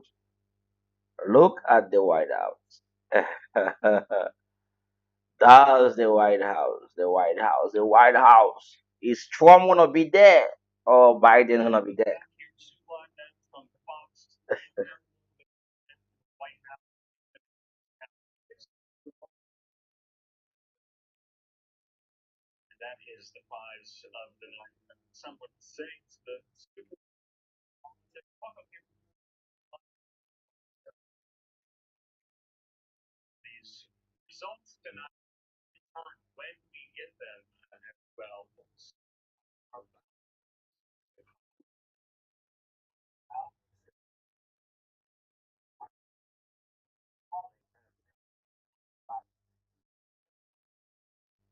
According to some of these national head-to-head polls here, the race is very close between former President Donald Trump and Vice President Kamala Harris here. The Voter race is very enthusiasm, of close. course, and early voting turnout have remained high over the last couple of weeks here. We'll see if that remains the case for some of these Bitcoin is same-day like Trump has voters win. in these 7 Bitcoin is on battleground states fire. we'll be watching throughout the Let's see course what's of going the on. But evening Trump as coin well is here. But dumping. we are live, raw, and unfiltered. That is what we do here on Live Now from Fox. We're going to be bringing you these campaign rallies, campaign events, press conferences from election officials in states around the country as well here, just like we have been doing all throughout the course of the election cycle here. So right now, we do want to show you what we are watching at the moment here. Take a look at this. This is inside, we believe there, the Trump headquarters in West Palm Beach. We also have a live look as well at Howard University outside the nation's capital at the Harris watch party. So these are all Right? I set, don't want these to get events striked, so there. I We're don't going know all if night. say We're not stopping. It'll be maybe live, if I'm raw, and unfiltered, talking, of yeah, course. I'm not You'll be gonna get hearing strike. I don't the know. candidates from all across the country, whether they win or Let lose me as see. well. Now, the question on everyone's Maybe minds if is I'm whether talking, there then I'm will not be gonna a get declared strike. winner tonight. Of course,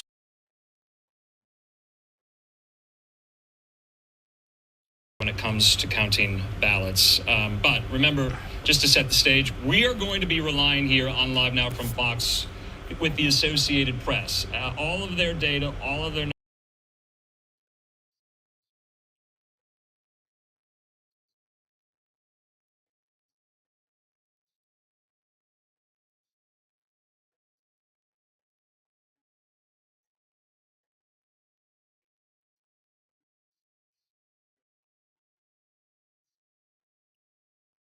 right now, it's at 510,500. That means that is showing how many people are streaming live now from Fox at this very moment here. So just a really interesting, cool feature to let you know how many people are watching alongside with us and with you here. Now, and remember, it all comes down to that magic number in the presidential contest, 270. These battleground states will decide the election here. Let's bring into the conversation, though, some of my colleagues who will help us make sense of this night as well, including Live Now's Austin Westfall and Christina Evans. Austin, let's start with you. You're going to be our guy at the board there, and you're going to have some maps. You're going to help us make sense of some of these results. And Austin, it's not just the path to 270, it's the balance of power in Washington on Capitol Hill. That's right. The top prize tonight, of course, Andrew, it's going to be this building right here. We do want to show you how we're going to illustrate these results as they come in through the Associated Press as the night progresses. You see a lot of gray on this map right now. This is going to start filling in with some red on this side as the night progresses. We're going to start seeing some blue on this side as the night progresses. We're going to be tracking results in all 50 states, of course, but the campaigns have really been focusing on 7 battlegrounds: Wisconsin, Michigan, Pennsylvania, North Carolina, Georgia, Arizona, and Nevada. So, what's the easiest path to victory for both candidates? Let's start with Harris. She's just got to get those.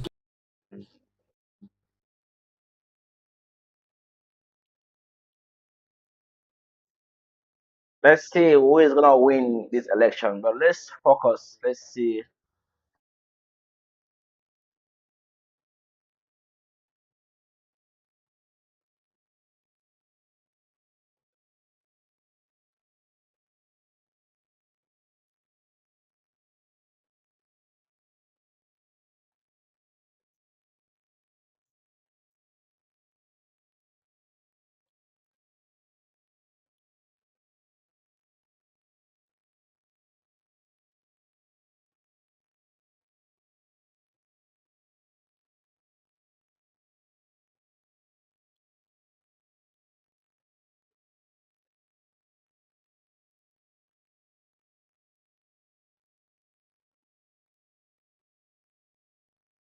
Yeah, guys, I think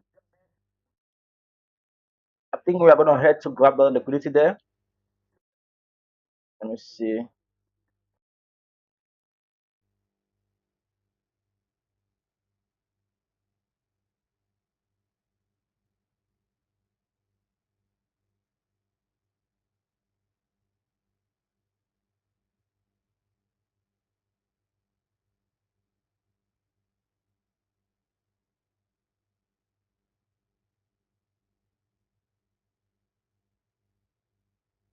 Yeah, we might go grab this liquidity here. $71,000.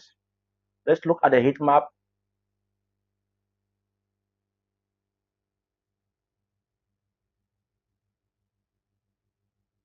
Let's see. Let's look at. By the way, my eyes is on. Light is reflecting in my eyes. So,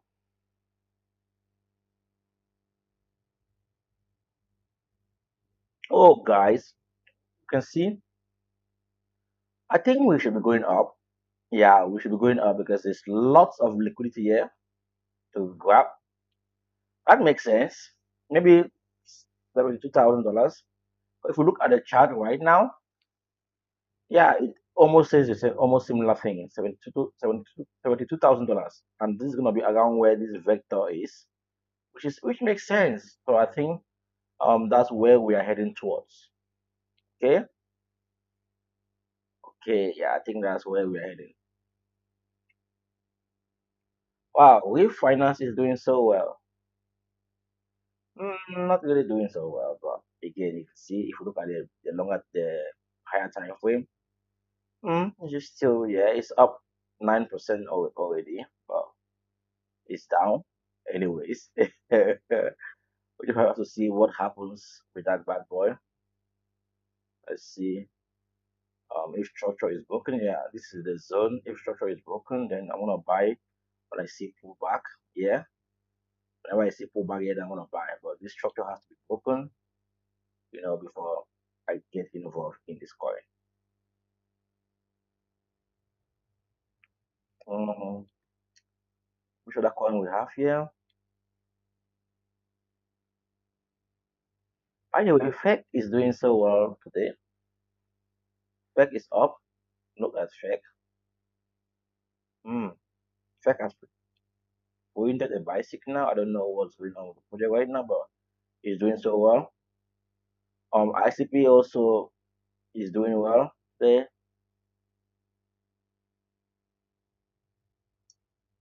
Yeah, but let's stick with Trump coin again. Let's see what the coin is doing. Hmm. So let's see if say we're gonna see.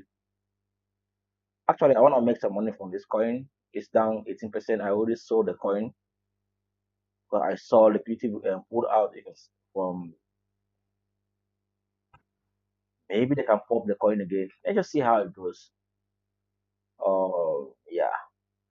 The result is not yet out, and the coin is already dumping. Doesn't mean that Trump didn't win. I don't know.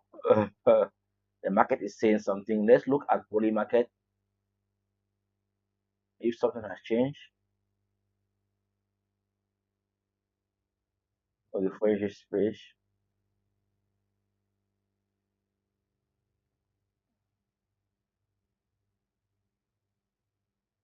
Trump is now sitting at 61. While Harris at 39. Okay.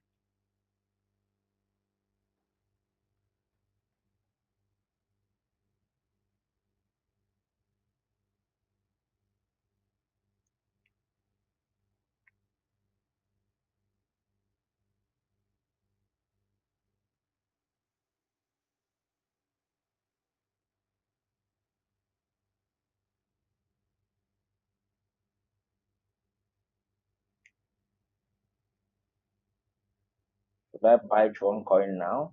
That's $8.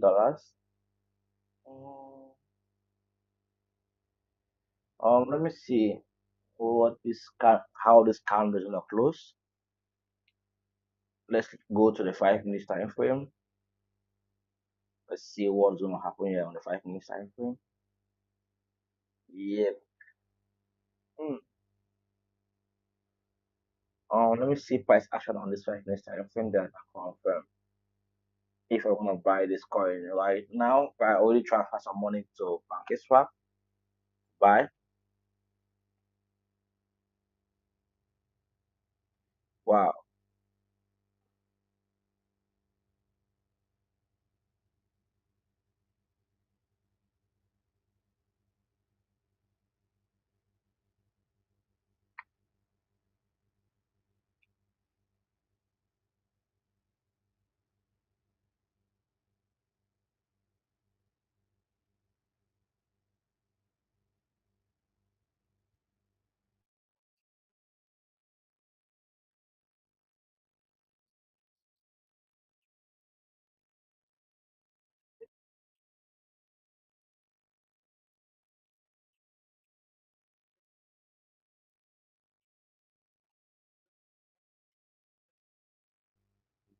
Talk about the house here. Again, a lot of gray. 218. That's going to be the magic number. This map is much more complex. We're starting to see every single district. There's competitive districts from as far east as Maine to as far west as Alaska. So many competitive races on the West Coast, including in southwestern Washington, Bend, Oregon, the Central Valley in California, Southern California. Those are House races that could determine the balance of the House, and those are races that may not be called for a long time. So I say all that to say, Andrew, that this building is important tonight because it's going to let us know just how powerful of a president we're going to be talking about. You know, that's so true, Austin, depending on who wins the presidency tonight. You know, will they have a unified government on Capitol Hill or a divided government on Capitol Hill? You know, will Chuck Schumer in the Senate keep his job? Will Speaker Johnson on the House side keep his job? All of those questions remain outstanding right now. Austin, thanks so much. If it's election night, you do need a map. You got a map, and we'll check in very soon here. In the meantime, though, so many of these storylines will be happening on social media, particularly. We're going to get a lot of our news there, because even on election night, breaking news will happen live, raw, and unfiltered, as it usually does. And to join us to track all things on social media, my colleague there in the Live Now newsroom, Christina Evans. And Christina, what are you watching for tonight on social media? Yeah, Andrew, it's great to be here with you guys on election night in Live Now's Social Center. That's what we're kind of calling it at this point. So if you do have a phone that's next to you, as many of us do when we're watching television, pull it out right now. Download some of those apps that we're talking about. X, also TikTok and Instagram. You can find us there at Live Now Fox. So on those social media platforms, I'll be guiding you through some of those other top headlines that we're seeing pop up on social media. I do want to show you just a look now as what we're dealing with here in our social center. Here's the look. We've got all of our boards in here pulling in these posts from X as well as Instagram and TikTok as things are starting to break on the internet. And when it comes to some of those storylines, an example of one that we're going to be following right now, I want to show you here on your screen a look at the story that's now coming out of Milwaukee. So this is some breaking news that we did just get into our newsroom as well. The city of Milwaukee says that it will recount around 30,000 absentee ballots after discovering each of the 13 high-speed tabulators here at Central Count had an open door. Right now, officials aren't sure of how that happened. They will zero out those machines and start again. Now, this is according to our news partners there at Fox 6 in Milwaukee. But again, another important storyline that we're covering there in Milwaukee. So what we have learned is that the city spokesperson, Jeff Fleming, said that those tabulators were sealed, but the doors to those machines were not properly closed. This issue, though, involved early absentee and in-person ballots and has affected all 13 tabulators. Live look that we have there in the city of Milwaukee as we're continuing to follow some of these breaking stories. That's just an example of some of those storylines that we're going to be following here on social media. Again, as you're stepping away from the TV, maybe you need to go pick up your kids from school or run a quick errand to the grocery store. Pick up your dinner tonight. Make sure you have your phone with you. You can follow us at Live Now Fox. I'm going to push our TikTok platform right now because we'll be there very active giving you those latest updates. So, Andrew, sending it back over there to you. But again, you can find us on Live Now socials as well throughout the night. All right, Christina Evans, thanks so much. You're going to be very busy. We'll be checking in with you periodically here. Christina, thanks. All right, in the meantime here, we are well underway now in our election night coverage, and we're into the top of the hour. And a few states, not a lot, I believe about two, some parts of those states, polls have closed there. I'm talking about Indiana, I'm talking about Kentucky. So we will get some of those results in momentarily here, of course. At the top of the next hour, some of these major battleground states, polls will close there. North Carolina and Georgia, will have our eyes on that as well. Let's just give you a sense of what we're watching for right now. We have all of these live pictures, and that's what we do here, of course. You see there inside of the Trump campaign watch party as well, and that's in West Palm Beach, where this will all unfold tonight. Now, for the other campaign, the Harris campaign, this is at Howard University outside the nation's capital. Of course, you know Vice President Harris is an alum of Howard University, a historically black college and university, and that is where she has chosen to host her campaign election night watch party and rally here. So we also have some of these vantage points coming to us from polling locations. We just brought you that news out of Milwaukee there, so some snafus and flare-ups. But let's take our first commercial break of this hour. We'll be back in just a moment.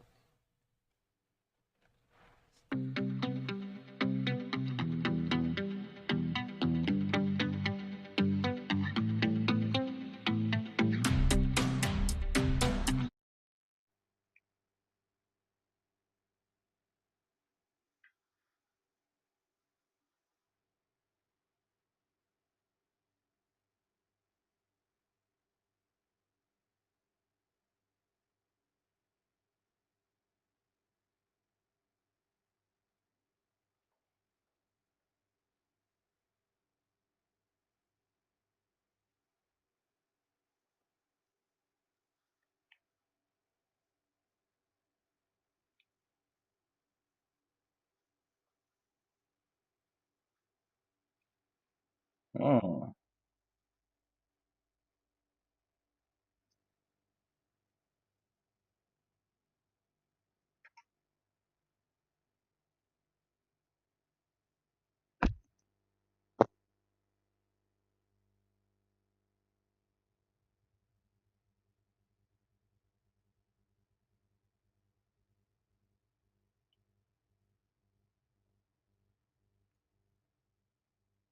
I'm gonna see what price will do on this time frame. This coin is down really bad. It's so volatile right now, and I wanted to trade this on Pancake Swap. Let's see.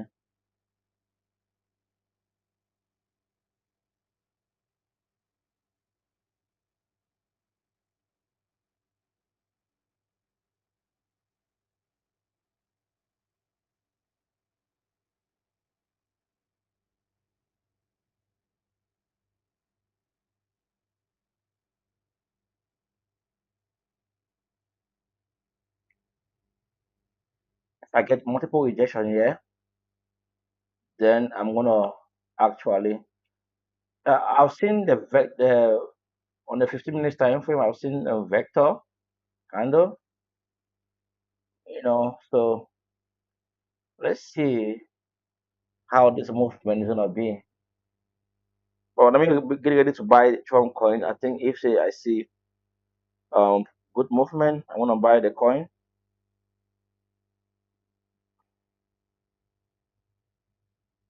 It is so volatile.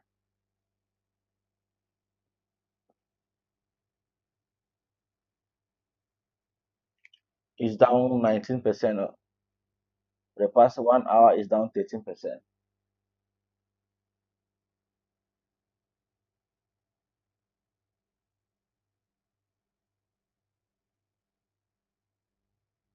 Right, let me just swap it.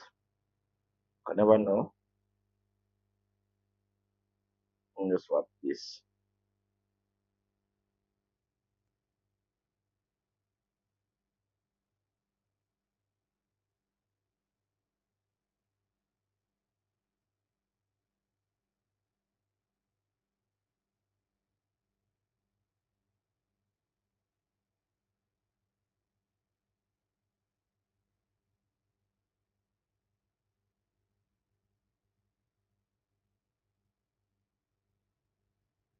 I bought some coin, so let me see what will happen.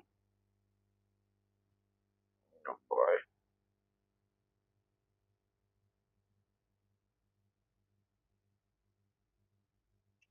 'Cause I don't see any reason why the coin should be dumping right now. Is it going to zero? I don't know. Yeah, because this is a Trump coin. If Trump is gonna win, the coin in like common sense should say it should pump, right?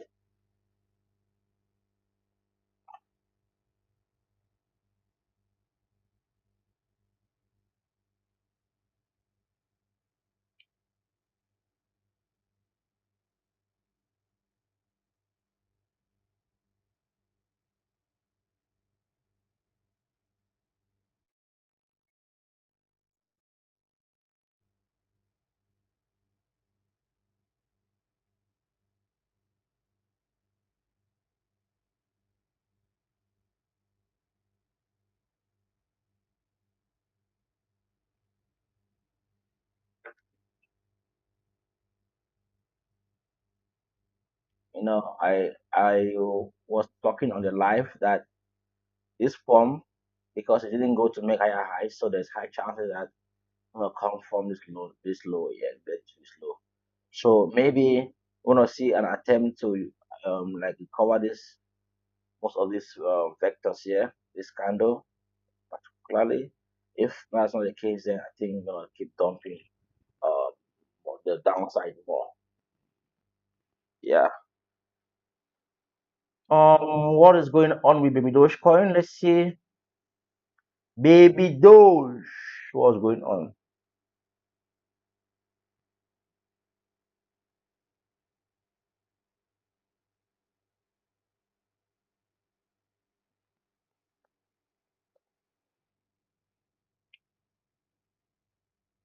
Hmm. Let's see. Okay, I love what I'm seeing. We did see some reaction here, and we are seeing also some good reaction here. I think, as I mentioned, we don't have level three drop. It was level one drop, level two, and level three drop. So let's see if still we're gonna start forming the next level here. By the way, I think Village coin looks somehow good. Yeah. Let's see. If we're gonna hold this area, yeah, or this vector, let's just see if the price makes its way to the alpha trend. This is on the 4 hours time frame.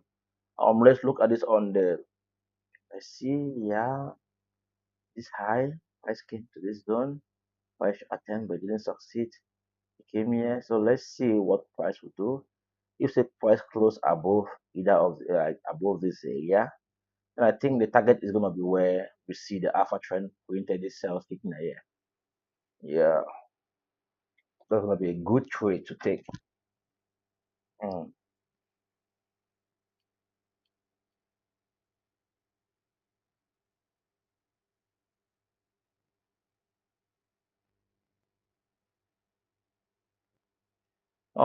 Let's see what's going on with Trump coin.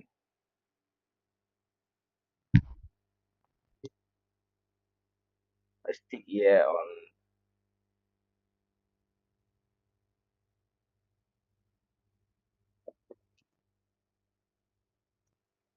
Okay.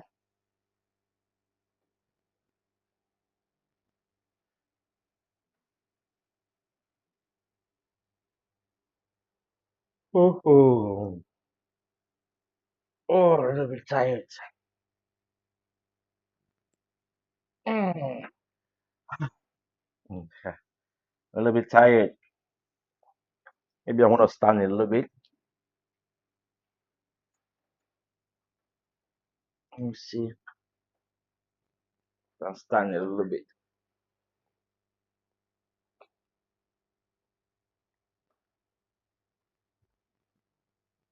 It's like I'm about to have flow. Oh boy. Mm.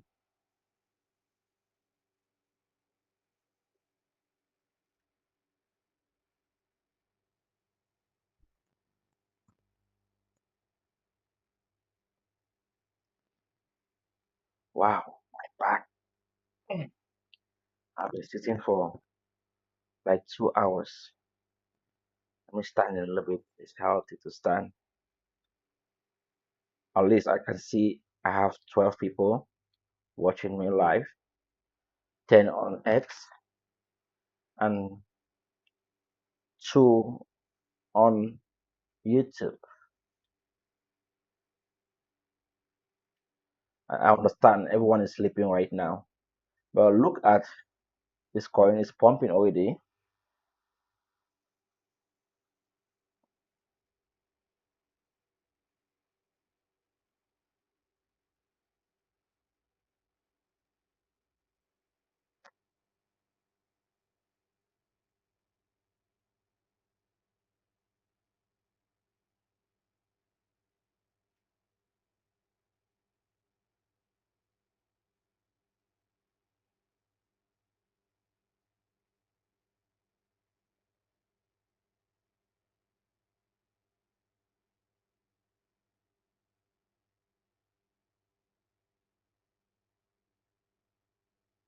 I'm looking for a huge move for Trump coin so I can sell.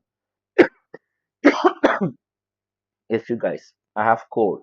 You guys gonna bear with me today. Uh,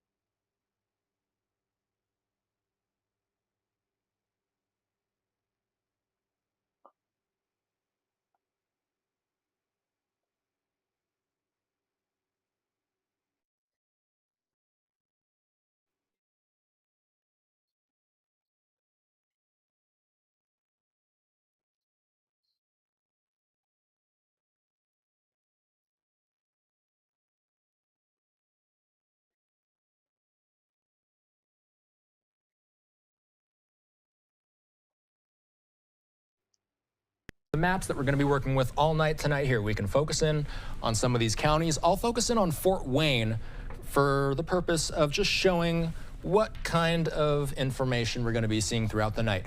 Are any of these counties bellwethers for the night? No, they're not going to be bellwethers for the night, but you can see Trump so far with a 51 over 47 percentage advantage, a 4-point advantage over Harris so far. So those are some of the numbers that we're seeing at the county level in the presidential race. Let's pull up the House once again because we're starting to see a little bit more shading coming in some of these races. Again, none of these are expected to be bellwethers, Andrew, but we're just starting to see that some of these counties that we expect to be red are starting to either be filled in with solid red because those are uncontested races. I'm waiting for Validatement to come or live they are so I can leaning red in some of these see.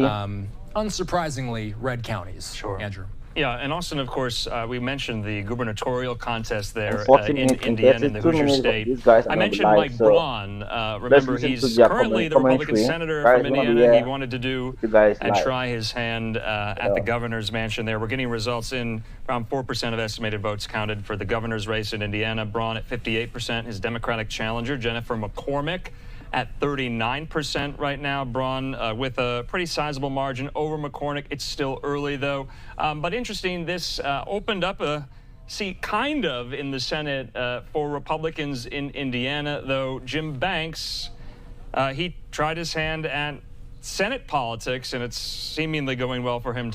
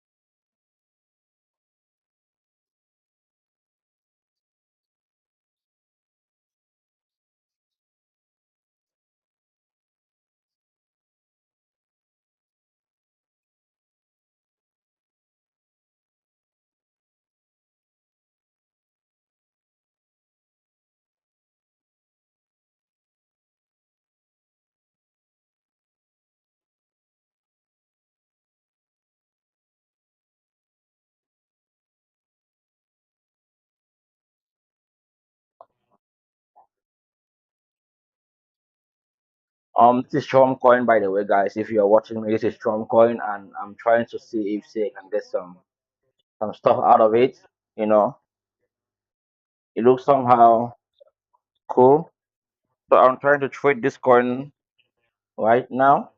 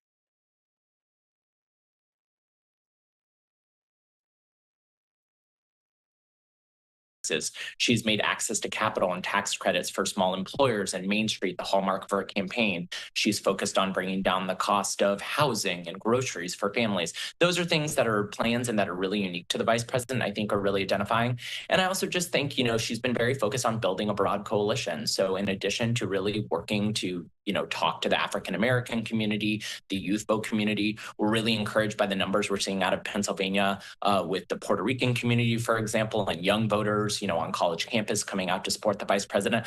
I think all of that is a really unique sign to the strength of the coalition that the vice president brings to this conversation.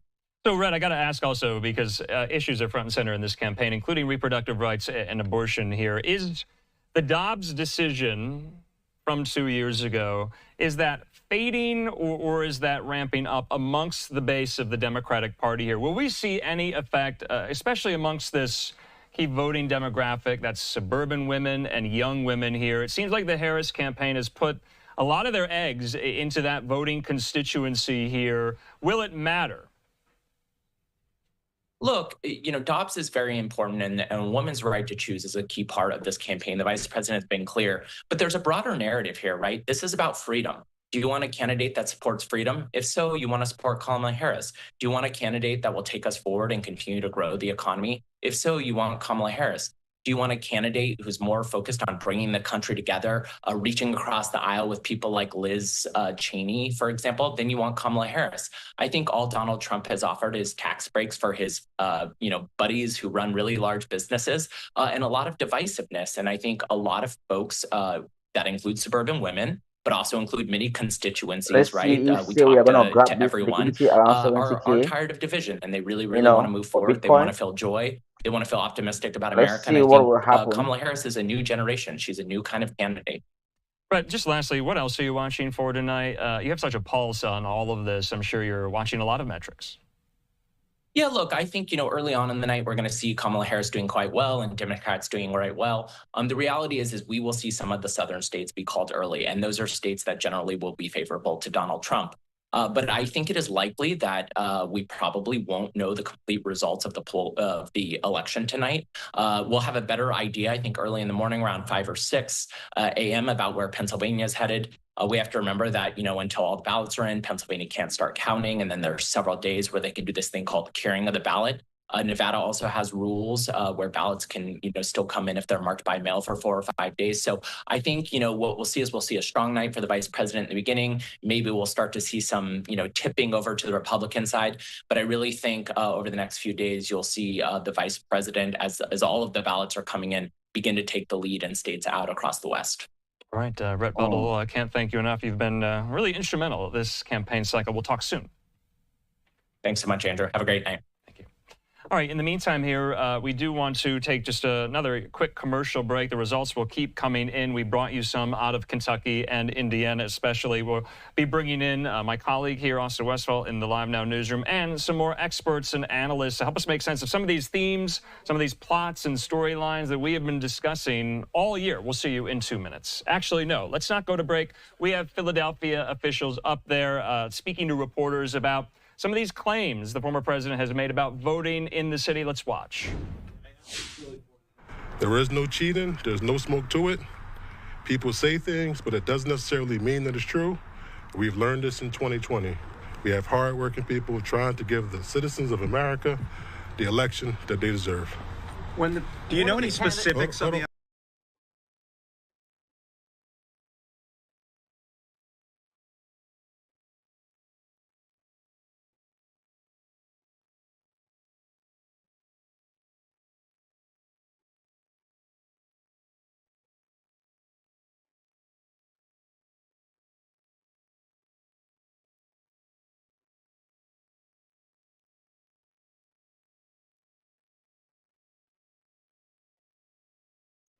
So let's dive back to price action. Nothing really serious is going on there. So let's see.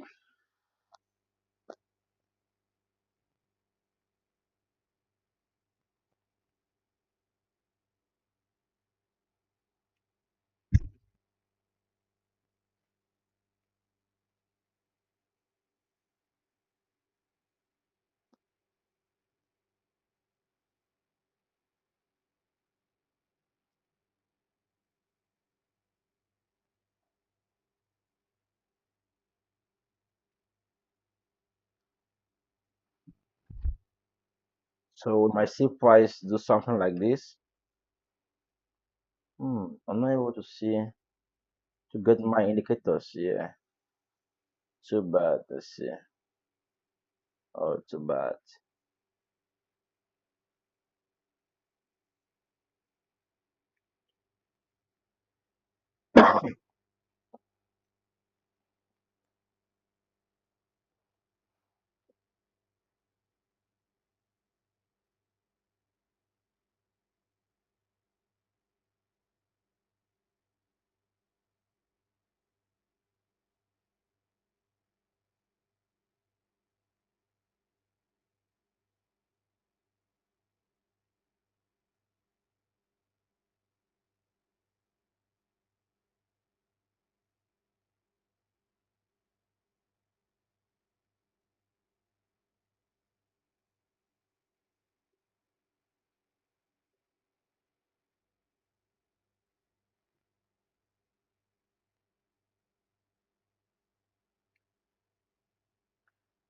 Actually, what I'm looking at right now for MAGA, the price on which exchange is this? Let's see. I'm doing some arbitrage here. The price is different. Which exchange is this for MAGA? That's Mexi Global. So Mexi Global, the price is fast. So when it goes up, it takes time on Binance Smart Chain to go up. If it goes down, it takes time for it to go down in Binance Smart Chain. So the contract here is more delay before it responds to price action. So I'm gonna be making like looking at this chart, making money from the blockchain. So yeah.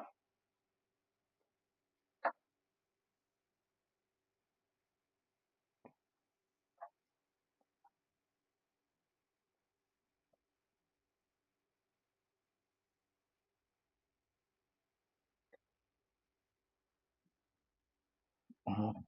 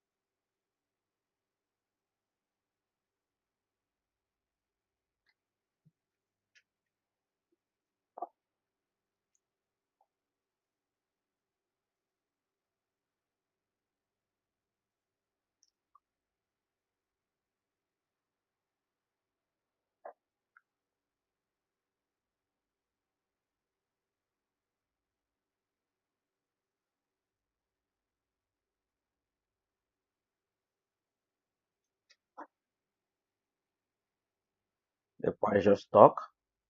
It's not moving anymore. What's actually going on here? Let me refresh this page.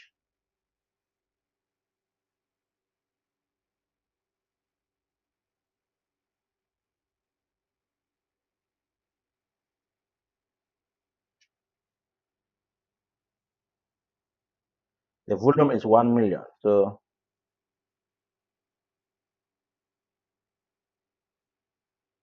price should move.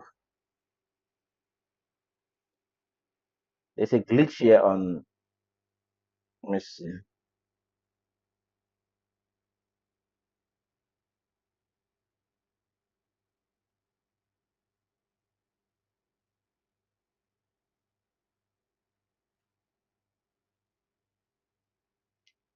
Now it's working.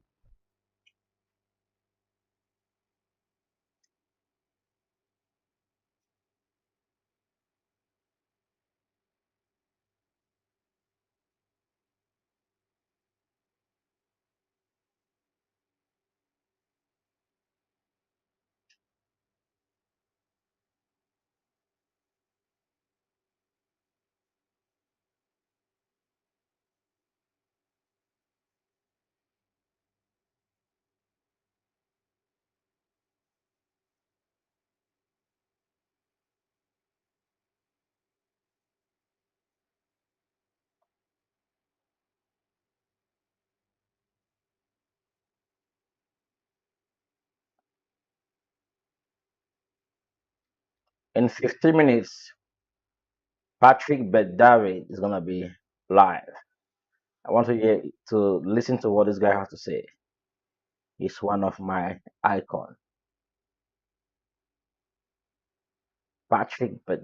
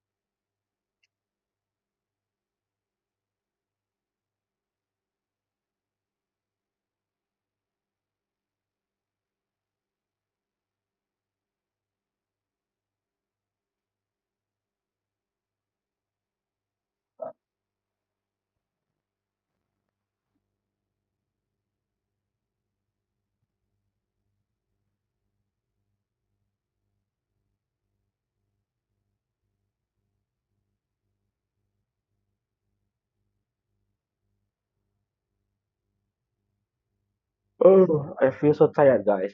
I don't think I'm gonna rest a little bit, then I see what to do next.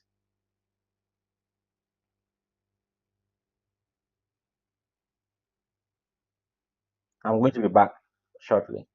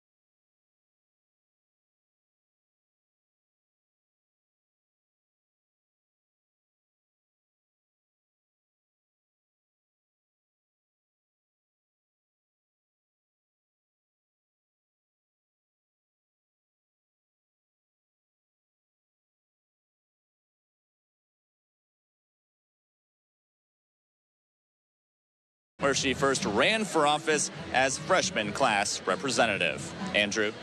All right, Connor Hansen there live for us on the campus of Howard University. Connor, thanks so much. We'll talk soon. Thanks, Andrew. All right, in the meantime here, always appreciate Connor Hansen's reports there throughout the course of this election cycle. Remember, though, we are monitoring all things on social media right now. The candidates themselves are out there posting. Let's check in with Live Now's Christina Evans with more on that front here. Christina, what do you got for us?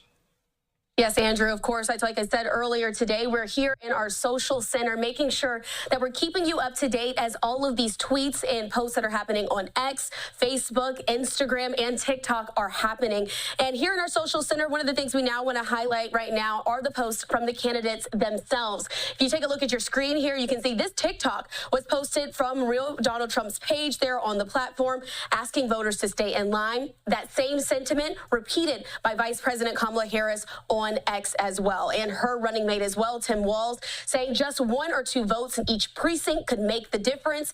If you are in line, make sure that you're staying in line. So that's been the message that's happening across the social platforms right now from the candidates as those hours are now winding down, when folks are able to make sure that their voices are heard across the country at those polling locations. Again, we're keeping a close eye on the social stories that are popping up, but again, we're keeping an eye right now, those candidates asking folks just to stay in line and vote if you are in line before your polling location closes, Andrew. All right, Christina, thanks for that check-in. We'll talk soon. In the meantime here, it is a new hour. It is 5 o'clock here in Mountain Time, 7 o'clock there on the East Coast. Polls have now closed in some of these major battleground states like Georgia, like North Carolina. Speaking of Georgia there, we're waiting some type of press conference on some of the threats made to polling locations there. This is in Fulton County. So we'll wait to see if anyone steps up to the podium there as well. We also have a live picture of voters in line. I believe that's in Maricopa County. Polls obviously have not closed yet there in Arizona. In the meantime, though, we are tracking these results coming in as well. We're still waiting on some race calls here, but it is a new hour, and we want to bring into the conversation Austin Westfall yet again with some of those results, and he joins me. Austin, I wanted to ask, it's been Indiana and Kentucky we've been talking about here, but now these major battleground states, polls now closed there. We'll get results in very soon, right? We will. We're watching them tabulate results right now in Georgia. We are going to be waiting for any type of result from that key battleground state. That is one of the 7 battlegrounds that we've been tracking so closely. So let's look at our map. We're starting to see it fill in with some colors now. 19 electoral votes on the Trump side so far, 3 coming in for the vice president. Where are those votes coming from? Vermont. That's where Harris is getting her 1 vote so far. As soon as the polls closed, they were feeling comfortable enough to call that one in Harris's favor. Let's take a look at why. And you know what? We're not even getting any official results in, but a safely blue state, Vermont, going to Kamala Harris. Indiana and Kentucky, we already knew, called in Trump's favor. Florida, we're finally getting some results in from the Sunshine State. Now, that is not dark red. It's not been called yet. The Associated Press has not called for Florida.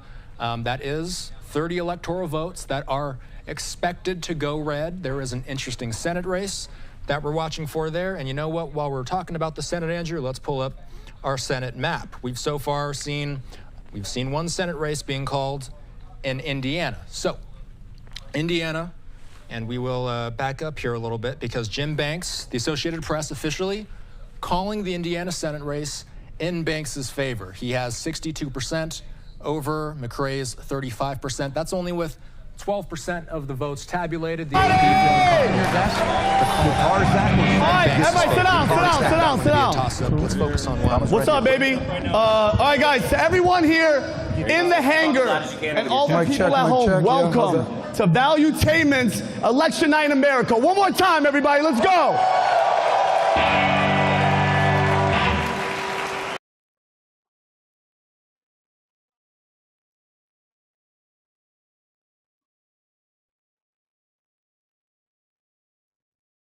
Oh,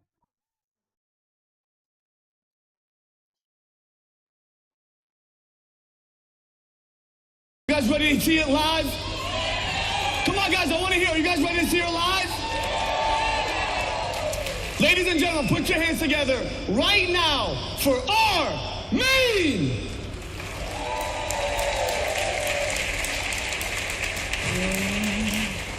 Check, check, check.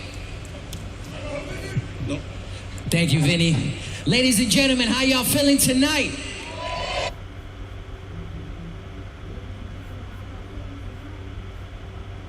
Facing off against Debbie McCarcel-Powell. This was 19% of the votes already coming in, and that's because Florida is one of those states that can tabulate votes before the polls closed. So as soon as the polls closed, a big batch of ballots came through. In fact, 19% of everything counted has already come in, giving us about a fifth of the information we know before all of the votes are tallied.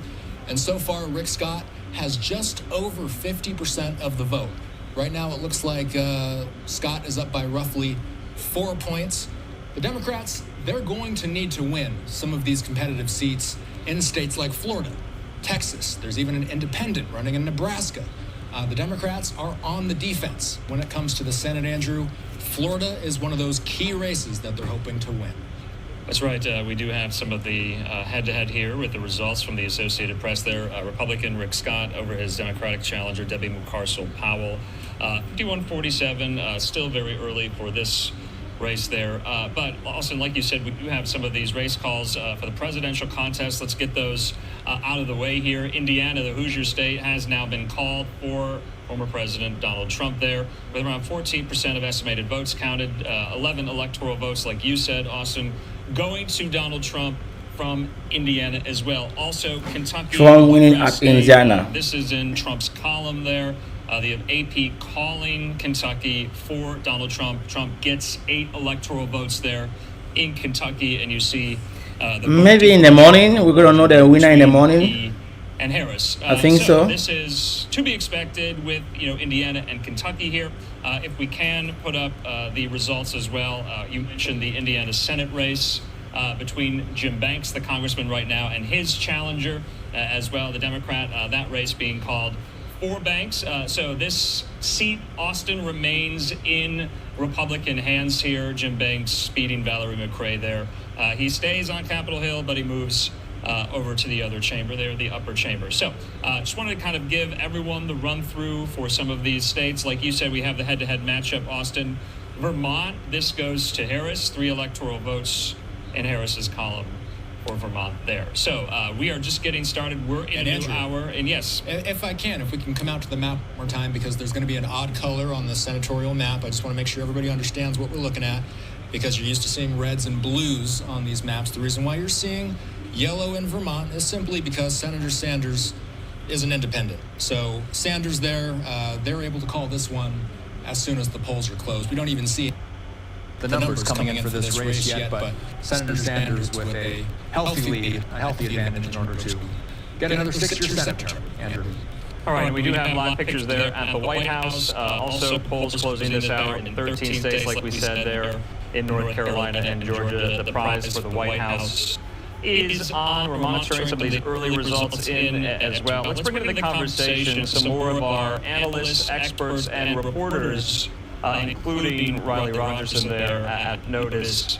She joins me. Riley, results coming in quite fast here, but at the top of the hour, these states, so many people are watching. Georgia, North Carolina. Georgia has 16 electoral votes. North Carolina 16 as well here. We're going to get results in those battleground states. What are you watching for right now?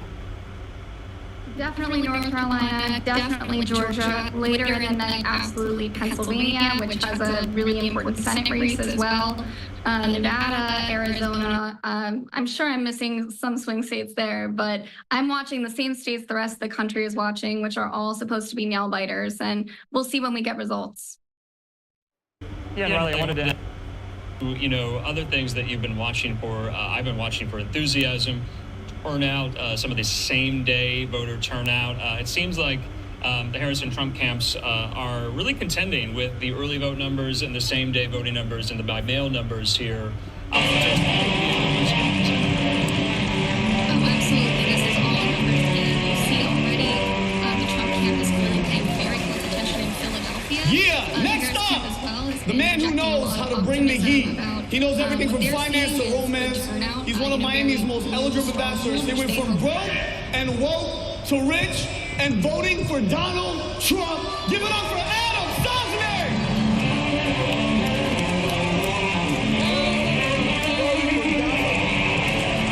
Oh man, let's go. National anthem.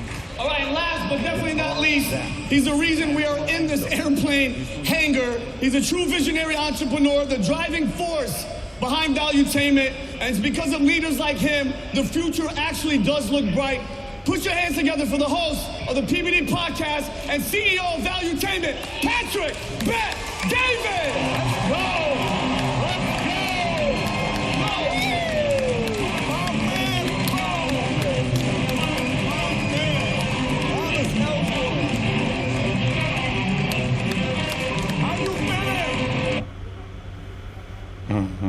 At SEMrush, we see that success has changed. Once it was a corner office for the chosen. Okay, to see you do. Can everybody who loves Valuetainment just go on Twitter if you're watching this and say, watching PBD Podcast. Add whatever else you want. Just put watching PBD Podcast. Here's what's going to happen tonight. In a minute, you're going to see. We will have decisions by districts, counties before anybody else because of the licensing we got, which you'll see Tom showing up. Many of you are going to know what's happening before everybody else does. In the house here tonight, you'll see why here in a minute. And before we get into it, you guys know how much. Make some noise if you love America, by the way. Make some noise if you love America. Oh, I love this country. Oh, I love this country. I love when Armin got up. Absolutely. Absolutely. Louder. Louder. Louder. Let everybody hear you. Yes. Patrick Bet David. Armin and we see each other. He says, Pat, what if I write you a song? I said, come and do it. What do you have? I hear the song. I'm like, you got to be kidding me. Flies out. We put the song in the beginning of PBD Podcast. He gets up and at the end he says, USA, USA. Fires me up. So, tonight, I got a connect from a guy named Zach. He says, Pat, I would like to come and open up for you on election night. I said, Zach, what do you do, Zach? He says, watch this video. I watched the video. I give it to our crew. They're like, Pat, this guy's sick. So tonight, we're going to do the national anthem. If everybody can stand up, we're going to do the national anthem in a unique, special way. And some tells me you're going to love it. Give it up to the one and only Guitar Zach.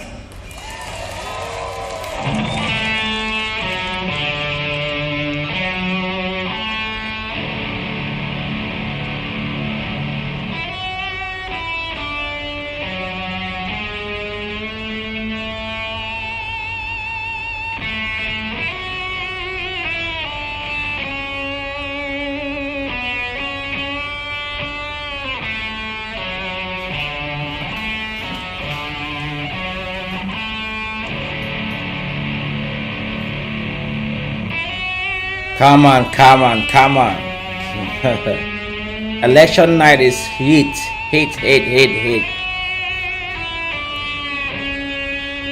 Let's see what the other channels are doing.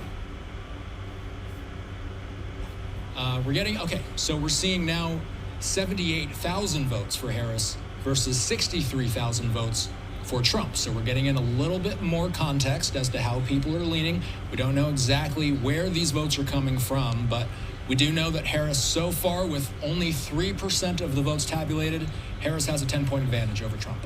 Yeah, and of course, also to your point, it is still early. But Riley, if you can, give us a sense, how much did the campaigns, the Harris campaign and the Trump campaign, prioritize Georgia just in the last few weeks? Oh, it's definitely been prioritized. Both campaigns have made trips down there. Georgia, alongside these other swing states that we're watching, has been the subject of a lot of investment. Let's see Sky News Live.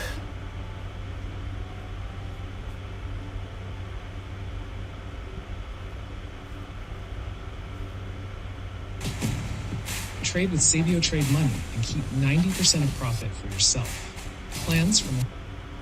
And for Vice President Harris to win, she's got to turn out those low propensity voters, the college kids, Nora, those that are hard to count, and some young voters. And some new information on that. We are hearing that there has been a 7-hour wait at a polling place near Lehigh University. So there's a request to extend the voting there. That means young people, apparently long lines waiting to vote. That's certainly the Democratic Party was trying to turn out that Gen Z, that younger vote. So we're going to find out more about that and bring that to everybody. And also, young men, and so key in this as well for the Trump campaign, for those under 30. Excellent point. We want to check in now with our teams at the 2 campaign headquarters. Let's start with Chief White House Correspondent Nancy Cordes with the Vice President at Howard University in Washington, D.C. And Nancy, what are you hearing? Nora, I've been talking to top campaign officials, and they all continue to say that they're feeling good right now. They keep pointing to early results from Indiana, because that's one of the first states to report, where they say in suburban areas, former President Trump is doing a lot worse than he did 4 years ago. And they are pointing to that as a sign of strength for the vice president in the suburbs, everywhere. On college campuses, they say they're very pleased with the Puerto Rican turnout in Pennsylvania. They're not here at Howard University right now. They are set up in boiler rooms here in D.C. watching the results come in. Campaign headquarters, of course, normally in Wilmington, Delaware, but they're all down in D.C. now, while the vice president has dinner with extended family at her residence. I don't want this Democrat TV. County just to the south. That's going to be one that could prove as a bellwether. That's one that's been a little bit tighter as far as last elections go. We've also looked at Cherokee and Forsyth counties. Those are just north of the Atlanta metro. So there are 9 solidly blue counties that we talk about when it comes to the Atlanta metro.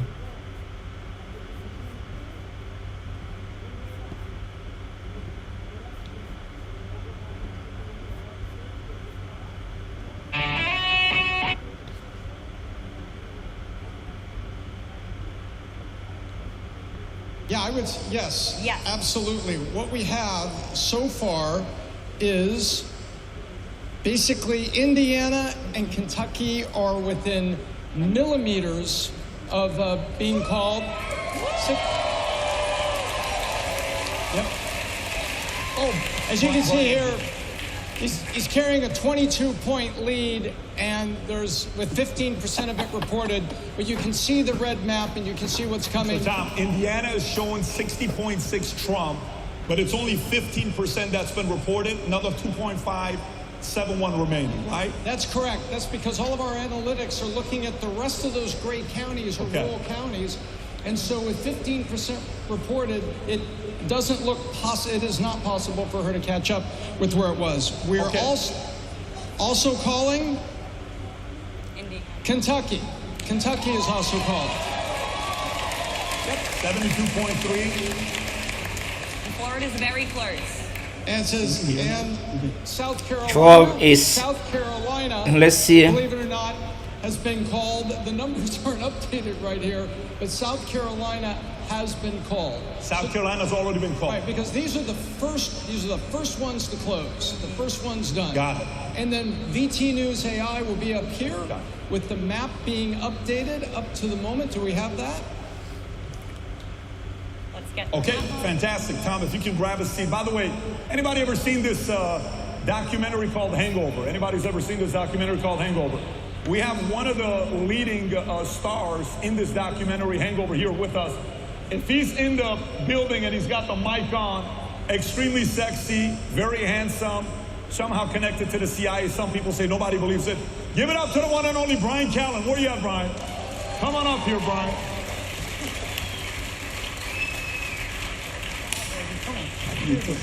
Grab a seat, grab a seat. Come around, come around. Let me give you guys a few things that we have seen so far that I don't know how much of it you're watching closely.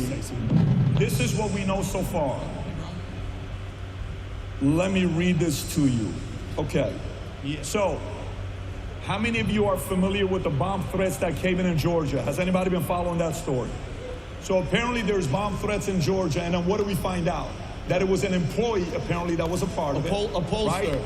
Number 2, Obama and Chuck Todd comes out, Chuck Todd on, is it MSNBC or CNN? Chuck Todd comes out and he says, Nevada will take a week to count. How many guys think a small state like Nevada should take a week to count? Then we have Pennsylvania DA. Did anybody hear what he said? If you haven't seen it, Rob, can we play the clip of Pennsylvania DA?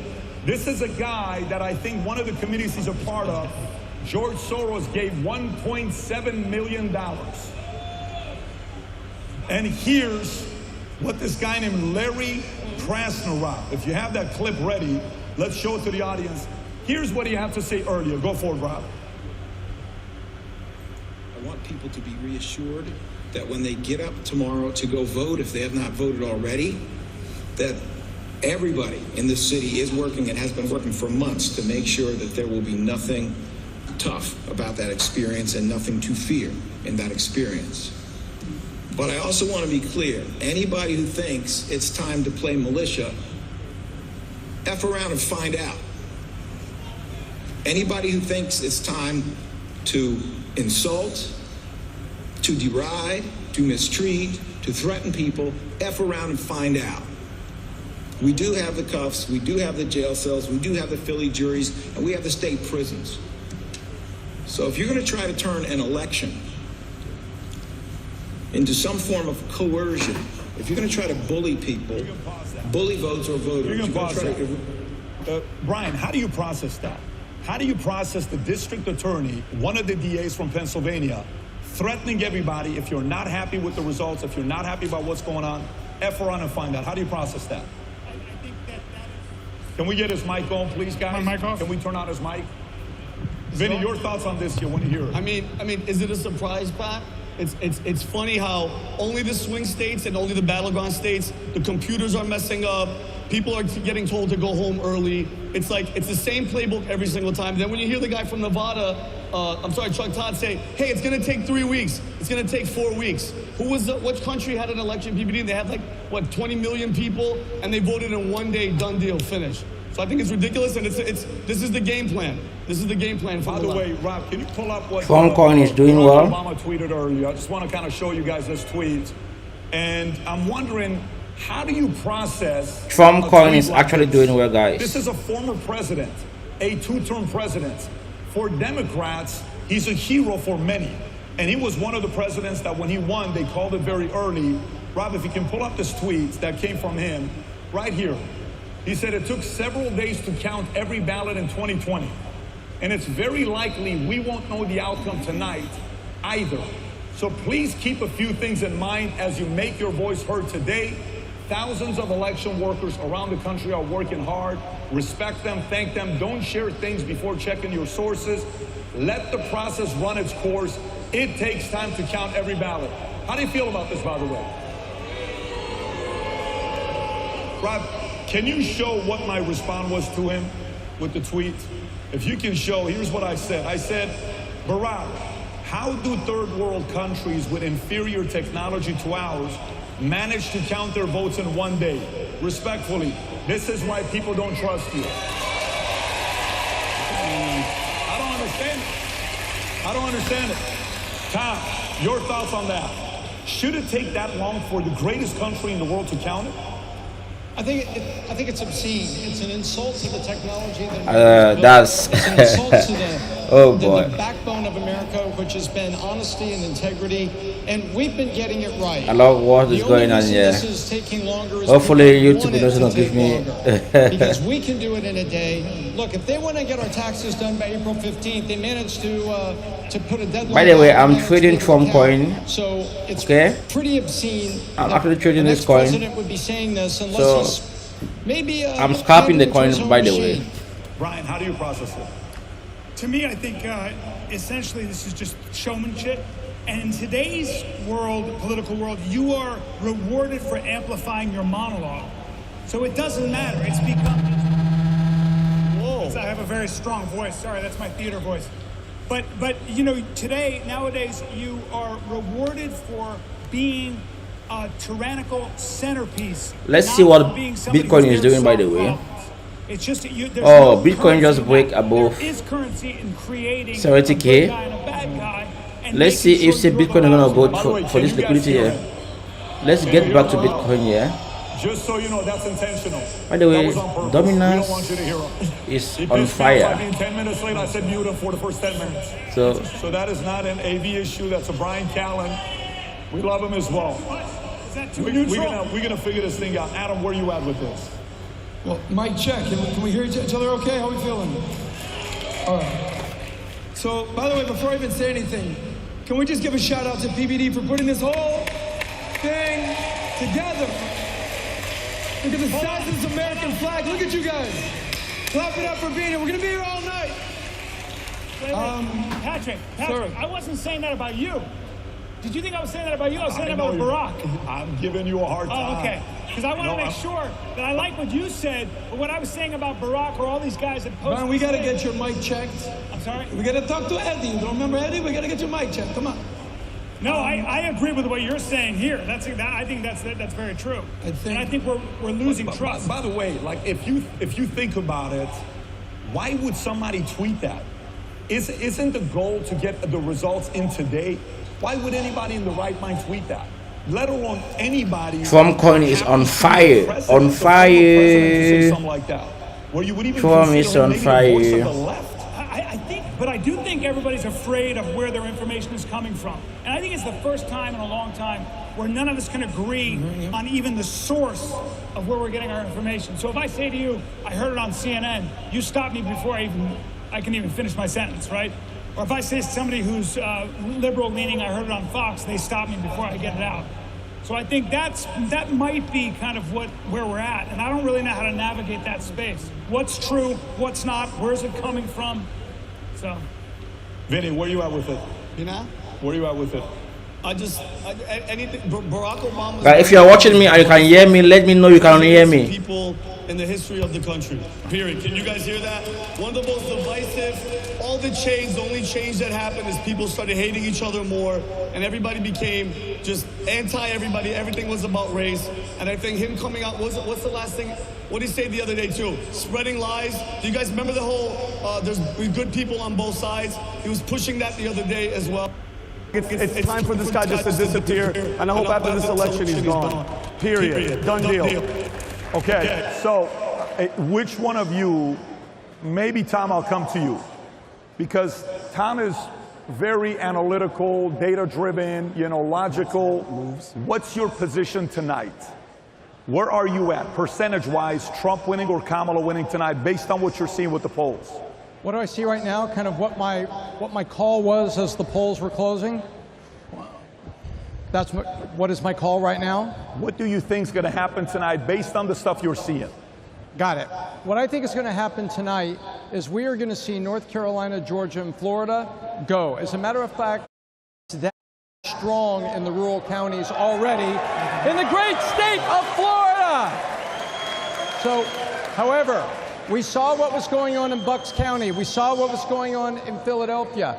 Trump, I believe, has the early vote and the mail-in vote.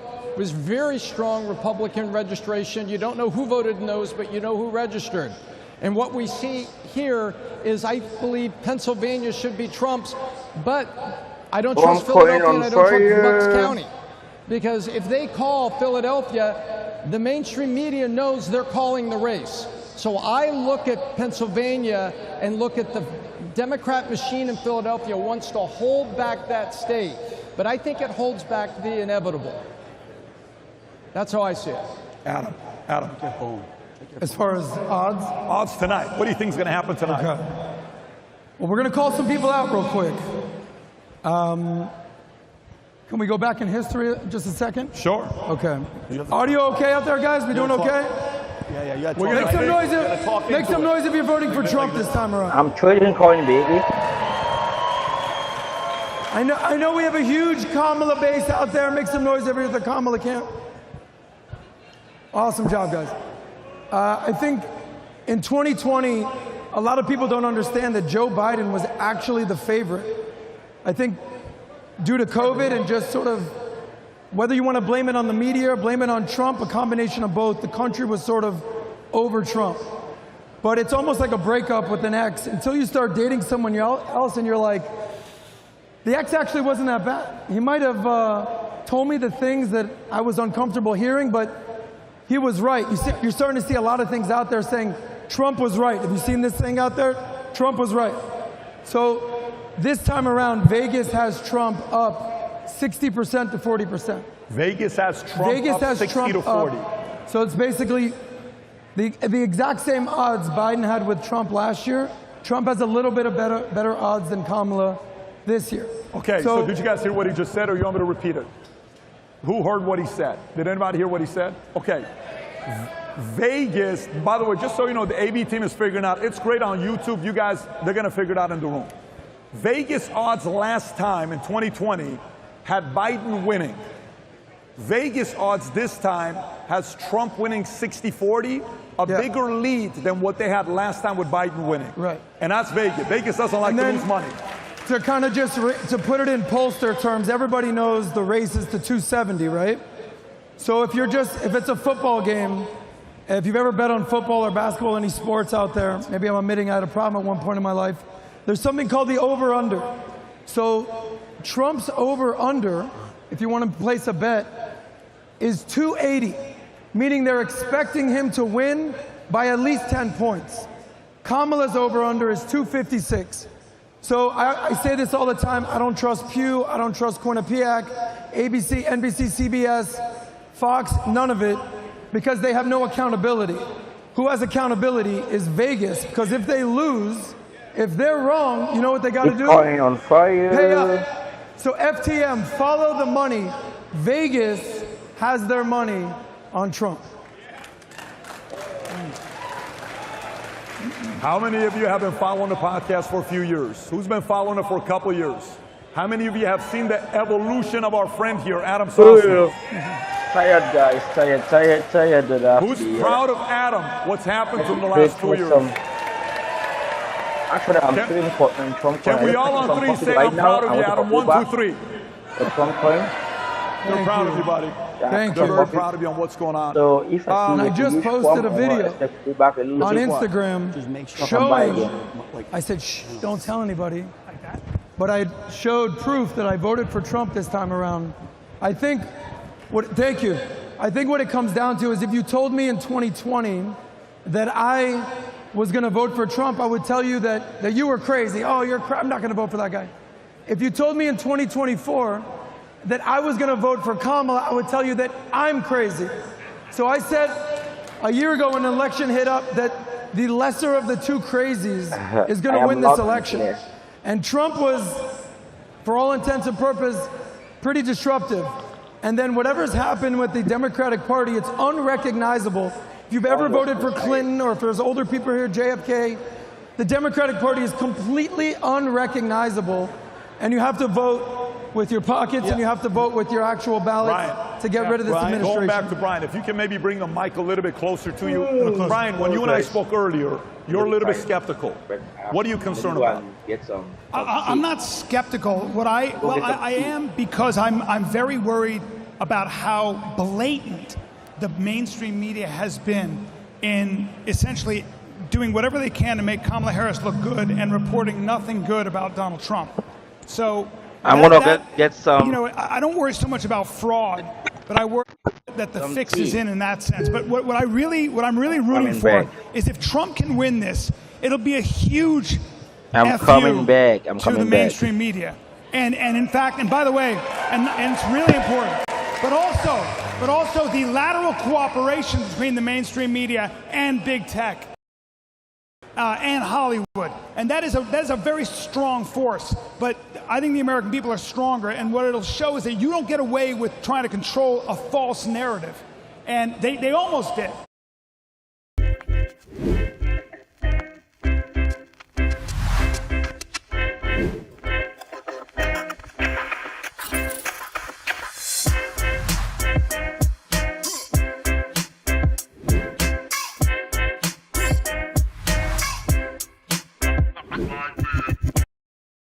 And Adam, I feel what you're talking about he was crazy. If from the moment you announced that you're running, Obama's DOJ and everybody were spying on you, planting stories, Hillary Clinton, Russia collusion, fake impeachments, shooting him in the head, all that, you would act crazy too.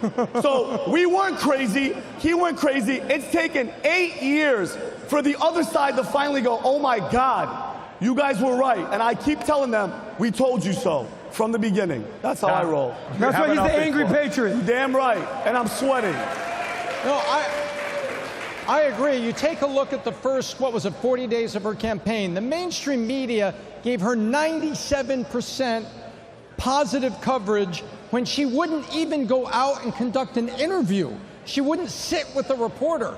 There was nothing to it. She was basically hiding in the same basement that Joe Biden hid in when there was the pandemic and he ran in 2020.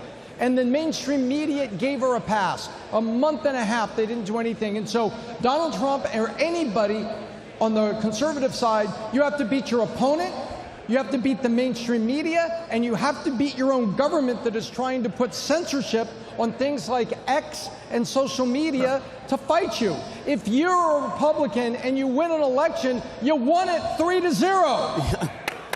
Amen. I think, guys, if we look at the possibilities of what could happen tonight, it's really one of three things. If we really think about it, one is what? Trump wins. Yes. 2 is Kamala wins. What's 3? Nothing. We don't have an answer. No decision. Yeah. Okay. So let's then process who winning. Trump's either going to win by a landslide, yes, or Trump's going to win a real close race. Then Kamala wins a close race, yeah, or a landslide. No landslide. No one's thinking Kamala's winning by a landslide. No. Okay. What happens if there is no decision tonight? What happens if there's no decision tonight and they delay it? How will the American people react? And what happens if Trump wins? What happens if Kamala wins? Brian, I'll come to you first. So I think if Kamala wins, I think we're going to have divided government. And I think what we'll have is we'll have a Senate that is primarily Republican. What that means is, in fact, for the next 4 years, not much will happen. There won't be a whole lot of legislation. That's a good thing. That's what the Founding Fathers wanted. They wanted government to move at a glacial pace. If Kamala wins, that's if Kamala wins. If Trump wins, he's now got the Senate. And the thing that I always keep telling people is that the people around Trump and the people that support Trump believe in what? They believe in individual liberty. And if you look at his record, for the most part, he's a lot more hands-off than he is hands-on. That's the whole point of removing regulations. You know, you will hear people talk. Just pay attention to how the left talks. What they talk about is they want government to step in and socially engineer equality, because it'll make the world a better place. And the only way you do that is by holding people who have ingenuity and take risks down. And that's not what made this country great. It's what'll cripple us. So that's what I think. By the way, that was a great breakdown. Just so everybody knows, right now, our stream on YouTube, we have 144,000 live concurrent on right now. And anybody that tweeted, watching PBD Podcast, it's officially trending on Twitter. So kudos to everybody that did that. If you're watching that, tweet that out, watching PBD Podcast. Vinny, Trump wins, Kamala wins, no decision. How does America react?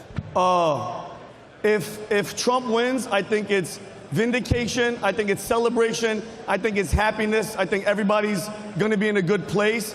But that cues the left, all the agitators, all the Antifa, they're all gonna get mobilized. Trust me when I say that.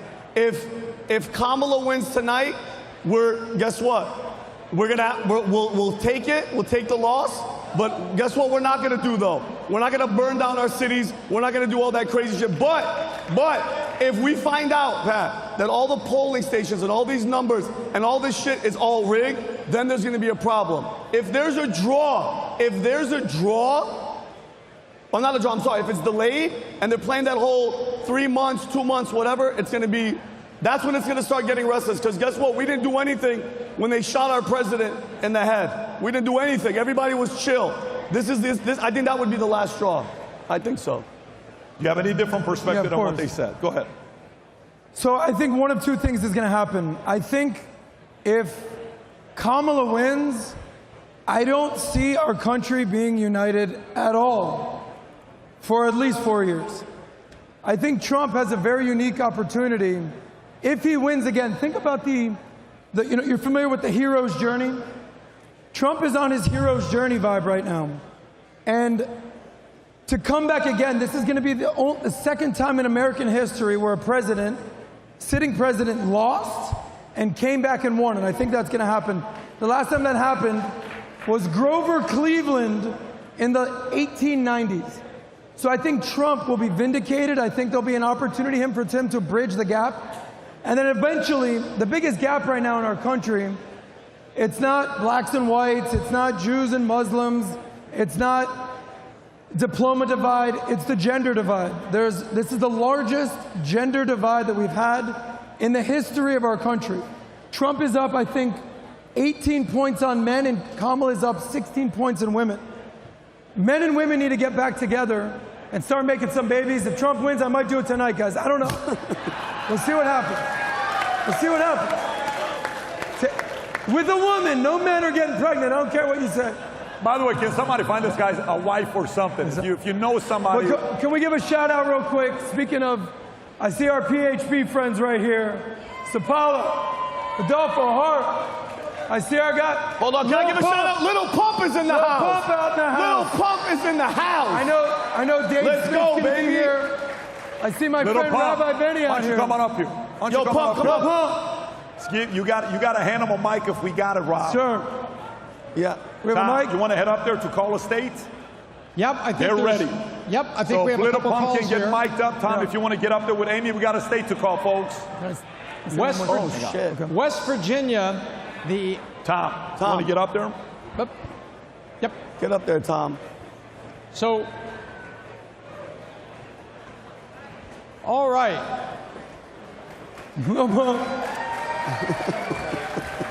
What up, baby? How you doing, man? Let's get it. Wow. Of course. Anytime. Grab a seat. Grab a seat by Brian. All right. Well, the great state of West Virginia, even though there's only a few precincts reporting, and it looks very narrow here, the underlying precincts are in, and this one has been called for Donald Trump. We have updated it on the VT News map. Florida. And we have a very, very close call. We know a lot of our neighbors here in the Panhandle, the polls are not closed yet, but we can see. Remember when they were saying that Florida, maybe 6 for Trump, maybe 7 for Trump? Right now it's 10. And if you look at our friends down in Miami, boy, Miami-Dade County and Mayor Suarez did a great job. Adam, take a look at this. Mayor Suarez is helping to drive it over 100,000 vote lead in Miami. Shout out to Mayor Suarez. And then Francis Suarez, elect him for governor next time.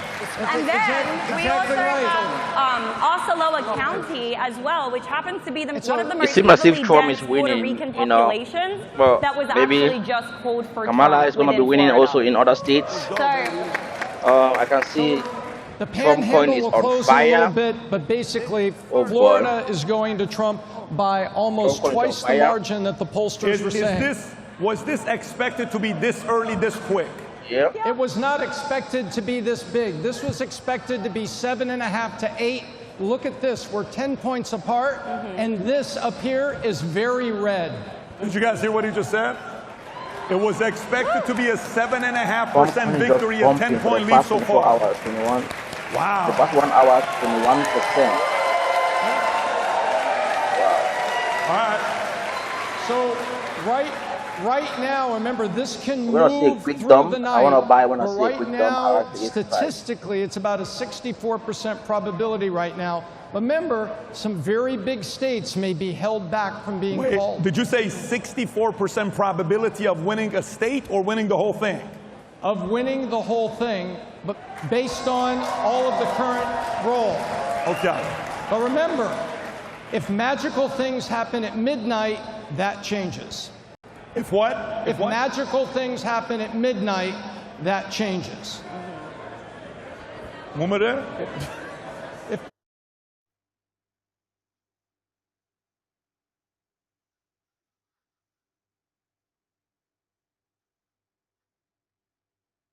Looking for the perfect remote job? Find your next remote role at remote.com/jobs. Explore a world of exciting remote opportunities with today's top companies. Search for your dream job with the information you need.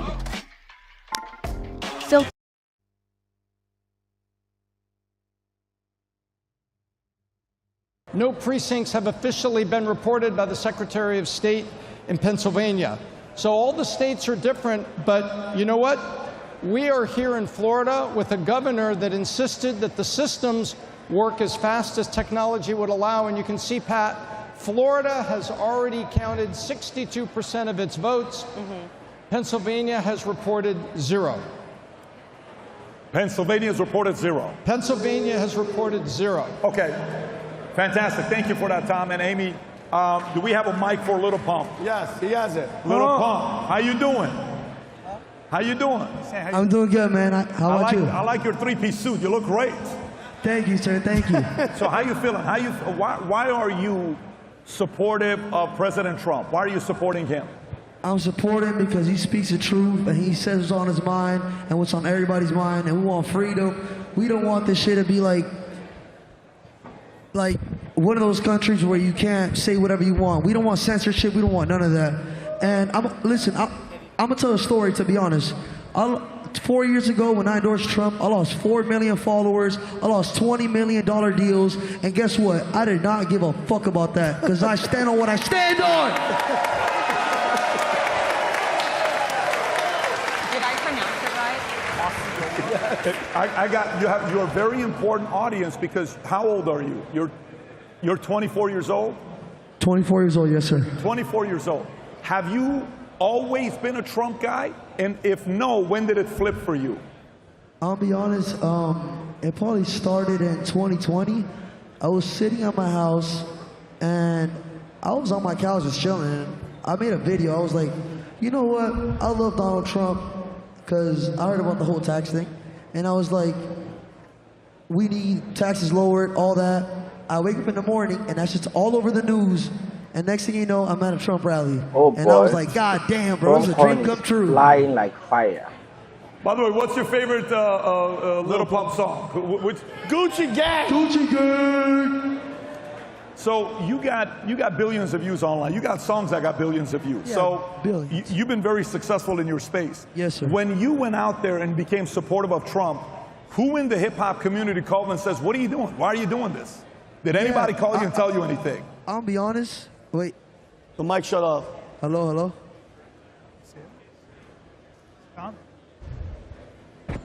Hello? Can you guys hear him? Yeah, You hear him? Yeah. You guys hear me? Yeah. Good? All right. So yeah, what I believe in is like, everybody has their own opinion, right? So like, I have a lot of friends that stop talking to me just because I endorse Trump and all that. And I'm like, it's our own opinion, bro. It shouldn't be nothing personal. And, you know, like, I lost a lot of shit just because of Donald Trump, but I don't care about that, bro, because I want this country to be great again. You know what's happened this 4 years. It's been shit, bro, and we want Donald Trump back in office, baby! It's great to see the different industries, different folks from different backgrounds, but they're sitting there saying, wait a minute, I'm interested in this. One of the stories, I think I got a call from Vanity Fair asking a question about, hey, what do you think about Barron Trump's strategy of helping his father with his friend Bo get on all these younger podcasts to get the younger men? What do you think about, what do they call it, the Bros podcast, something like that, they're calling it, right? What do you think about this? I said, I think Kamala should do it. Why isn't she doing it? You know, it's a strategy, right? I mean, Kamala got, what endorsement has Kamala gotten so far? J-Lo?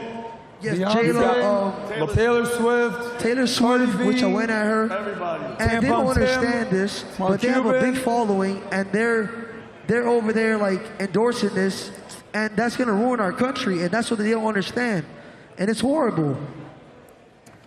I mean, I love the perspective that you got the courage to get up there and say that. Make some noise, everybody. A little pump. Awesome. Thank you. So I got a question for you guys. Thank you so much, boss man. My man, appreciate you. I got a question for you guys. So in the last 90 days, let's go July 13th. A lot of different things have happened.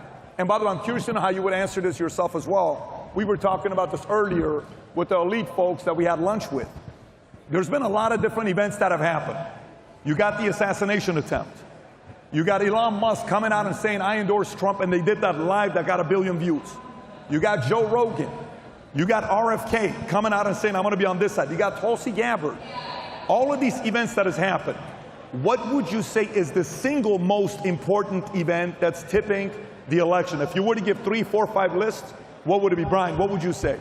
I would say, first of all, when the left talks about how Trump incites violence, the last time I checked, they tried to kill him twice. Okay, so let's put the blame where it actually belongs. But forget that. Notice who actually supports Trump and who supports Kamala. It's people. The people that support Trump have built something. They've spent a lifetime building a brand, building a business, creating wealth, creating a product that people want, and creating employment. And those people pay a price when they're wrong. Those people have to come into contact with objective reality. Take a look at someone like Tim Walz or the people that are supporting that. We call them the ruling elite. Do they pay a price for when they're wrong? No, they don't. They make their living with their mouth. They don't make their living with their hands. They're not having to get the food out there in time. They're not having to compete. And that is a very important distinction to me. So for me, I think what resonates for me is when I look at Elon Musk, when I look at Joe Rogan, all these guys who have built something on their own, taking risks and being honest about it. That's who you should always put your sort of energy behind, because I think that's closer to the truth than the other stuff. The other side all they're good at doing is controlling a narrative none of us believe in. Is it weird when the news talks about how this is going on and this is going on, and the rest of us are living in the real world and we go, I don't see it. I don't see all the stuff they're talking about. So I just think at the end of the day, it becomes madness. All the events, everything happened, all the stuff we've heard. What are the top 5 most influential things that's going to be the tipping point of the 2024 election? Just off the top of my head, I think number 1, and this is no joke, and I think everybody will attest, Elon Musk spending $46 billion and losing money for Twitter so we can hear everything. Because none of us would be hearing shit. You wouldn't be hearing anything. They could get away with anything if it wasn't for him, Pat. I think RFK coming to our side. I think Tulsi Gabbard coming to our side. I think the assassination attempts, plural, made people go, like the first one, they were like, oh my God. And then the second guy, people on the other side. I have liberal friends. I have liberal cousins that were like, oh my God, they're really trying to take him out. And I said, yeah, who is they? It's not a lone wolf guy. It's not some kid on a roof that all of a sudden, everybody in the Secret Service, all law enforcement, everybody, U.S. Marshals, everybody forgot how to do their job that one day. I think where's that at, Pat? 4? I don't know, I think that's it for me. That's it. But Adam, Elon's number 1. Well, I think Trump is just due. So we were at by the way, if you get the chance to roll with PBD to the World Series in a jet, when he asks you what you're up to, just be like, yeah, I'm available. So that was awesome. But I'm going somewhere with this. So Aaron Judge, who is likely to be the AL MVP, he was doing horrible the first 4 games, right? Like, what was his batting average? He was batting .93 and we said, you know what? He's going to hit a home run tonight. And he did. Why? Because he was due. I think if you look at Trump, just overall, Trump, guys, I don't know if you know this, Trump hasn't won an election since 2016. Now you might say, well, what happened, this and that. He won in 2016. They lost the midterms in 2018. They lost, allegedly, the election in 2020. They lost the midterms when there was supposed to be a red wave 2 years ago. We know that, right? The Dobbs decision. I think Trump is just due. There's also something else that I think that nobody's has brought up, and it's kind of out of left field. And it's this guy called Dylan Mulvaney. And when this guy... By the way, fun fact, I think I need to tell him. I don't know a lot of people. I don't want to tell him. It's a little embarrassing. Tell him, Pat. Tell him. It's okay. I don't know a lot of people who in their cubicle have a small little poster of Dylan Mulvaney. Adam does. Adam, how many guys believe me that he has that? Yeah. Adam's got a Dylan Mulvaney poster in his office. He's excited about. Go ahead. Where are you going with Dylan Mulvaney? He's one of the hottest girls around these days. So I think there's a storyline there. I think Dylan Mulvaney represented something so absurd and so ridiculous, and he became the face of Bud Light. How many billions of dollars did Bud Light lose when they made him the sponsor? $9 billion. And whether you call it an agenda, whether you call it this message, whether you call it the woke mind virus, where Elon Musk basically stepped up because one of his kids... I just want to take you back. Adam, I said, what is the most single important event? You're telling me about Dylan Mulvaney. He's thinking about Dylan Mulvaney, Pat. I think that concept made every like-minded, sane person be like, what the hell's going on here? They're trying to pass this dude as a woman. I'd rather have an asshole named Donald Trump that gets GSD, gets stuff done, versus some fluffy little lady boy and make everybody feel good. Okay. So I think that resonated a lot. All right. I still didn't get my question answered. So, Rob, can you play a clip of yesterday's podcast? Elon Musk and Rogan. Who watched the entire podcast? Musk and Rogan. Play this one clip from last night's podcast. Go ahead, Rob. Well, I'll say it again, man. I think this is the last election. If Trump doesn't win, this is the last election. I think you're Rob, right. Can you raise the audio, please, so they can hear I think it? you're right. Okay, I think people, and a lot of people are waking up and realize that have been lifelong Democrats. Guys like Bill Ackman. Rob, guys like can you raise the audio, Exactly. please? I can't hear you. Well, I'll say it There we again, man. I think this is the last election. If Trump doesn't win, this is the last election. I think you're right. Yeah. I think you're right. I think people, and a lot of people are waking up and realize that have been lifelong Democrats. Guys like Bill Ackman, guys like Chamath. Yeah, exactly. Tulsi Gabbard switched over to the Republicans. Yep. Like, there's a lot of people who their whole life they've been left-wing, and they realize, like, I can't do this anymore. You and I used to be Democrats. Yeah. So. Yeah. Yeah. It's nuts.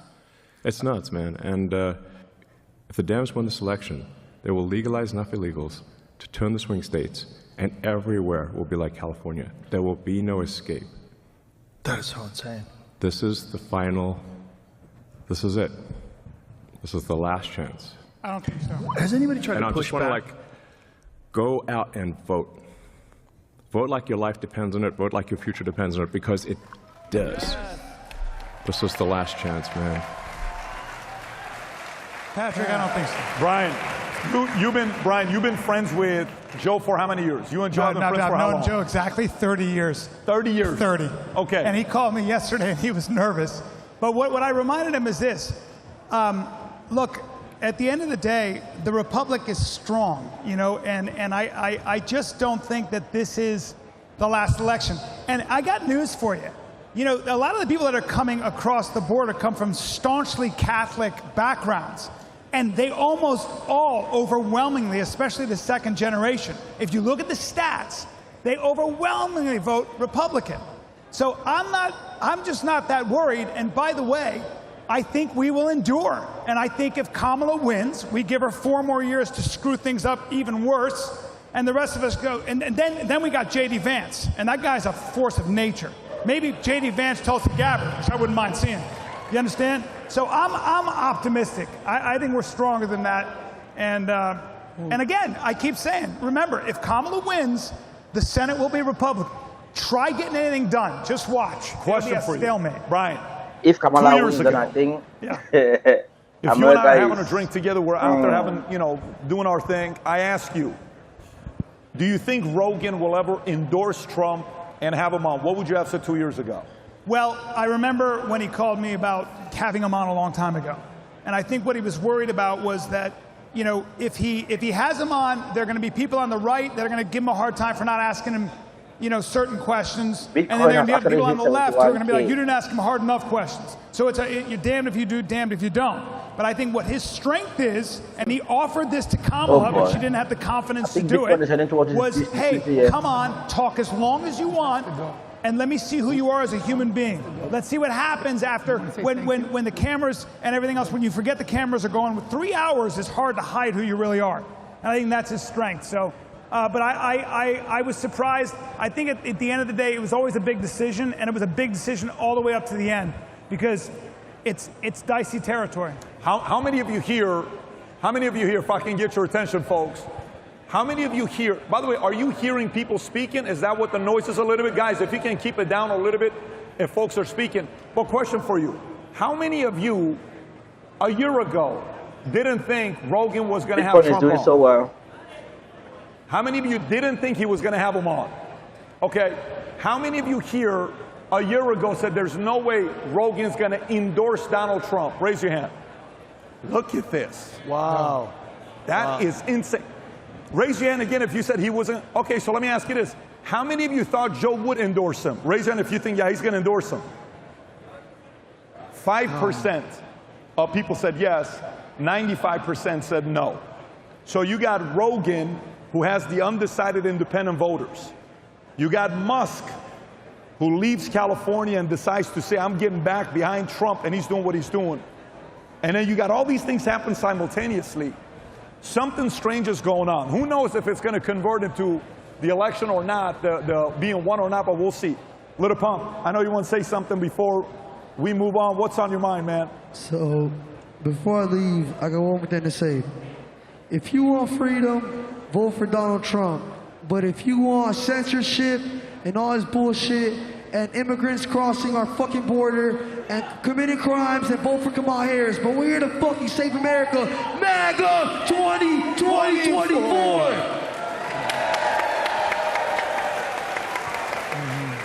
Pat, I love you and I appreciate you. Thanks for being here, Pump. Give up a little pump, everybody. Great seeing you. So, I'm going to go to this next clip. Oprah Winfrey. Oprah Winfrey comes out yesterday. And here's what she said. I'll see about it. Oprah Winfrey comes out yesterday and says the following thing yesterday. Rob, if you got the clip, folks, you got to see this.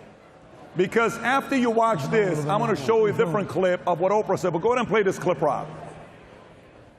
We don't get to sit Raise the audio. Out. If we don't show up tomorrow, listen, it is entirely possible that we will not have the opportunity to ever cast a ballot again. And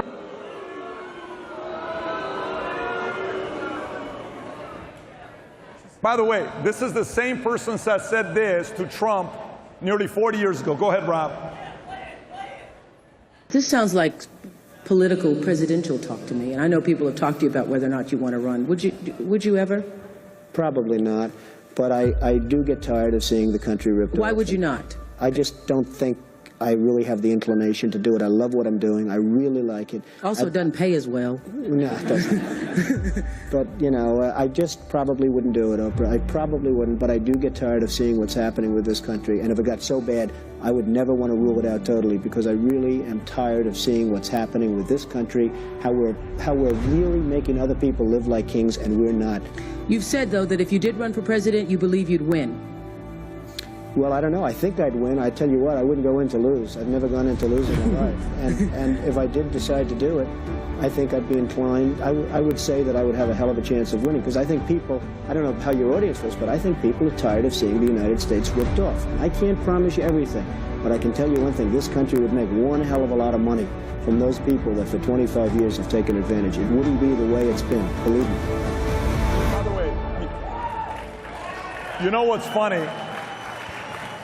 Do you know the story is that at that time, it was supposed to be Trump running for office with Oprah Winfrey as his VP. Really? That's kind of how the story was about. And how do you go from that, being a good friend, to saying if he gets elected,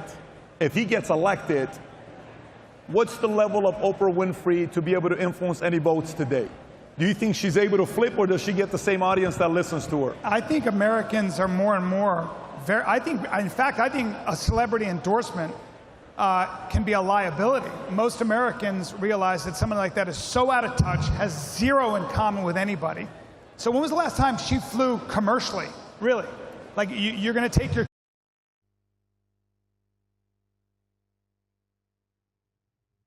Everybody talks about the S&P 500. Here are 5 facts every investor should know. 1.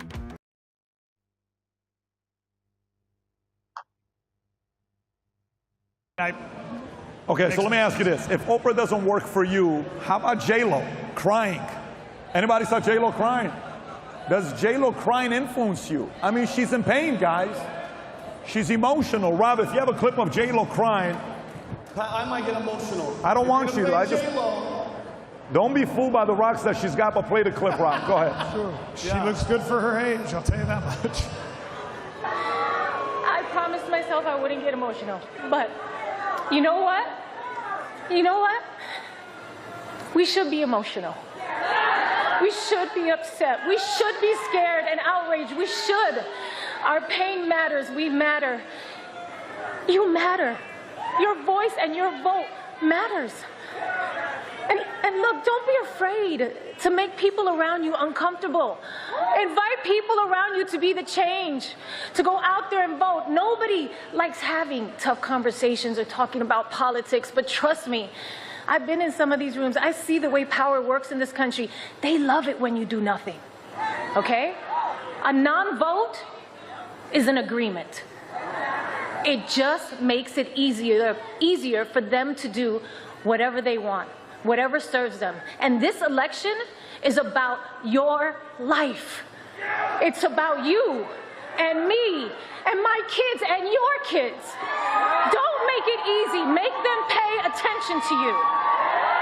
That's your power. That's your power.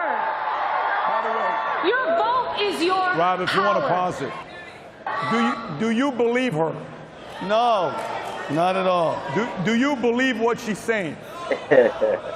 Do you get the reaction that she's being genuine, or do you think she's just reading a teleprompter? Vinny, what do you think? What do you think people are reacting when J-Lo talks to what she does? By the way, am I the only one that just sees somebody that had, is it just me, or that once Diddy's list and everything came out, everybody that was talking with Diddy, you know what that sounded like to me? When will we know? I know Diddy has probably footage of me doing God knows what, and I was involved with a lot. Please, please, vote for Kamala, because they'll probably protect me when shit hits the fan. That's what it is, bro. And yeah, you guys ready for a fact? You guys ready for this? Donald Trump was endorsed by RFK, Tulsi Gabbard, Elon Musk, Joe Rogan, Tucker, Dr. Phil, Buzz Aldrin, everybody. And guess what Kamala got? The Diddy list. Period. That's the Diddy list. Usher, remember Usher? Usher was like, you know, Usher was on The View and he was like, I don't get into the politics thing. He probably got a phone call and he came out in a robe dress and he was like, vote for Kamala, please. It's a joke. It's a joke. I don't trust any of them. Tom, period. Do you have an update for us? Yes, we do. There's a whole set of updates and a couple key in Good progress. Get up there. Right. Get up, hey, give it up for Tom.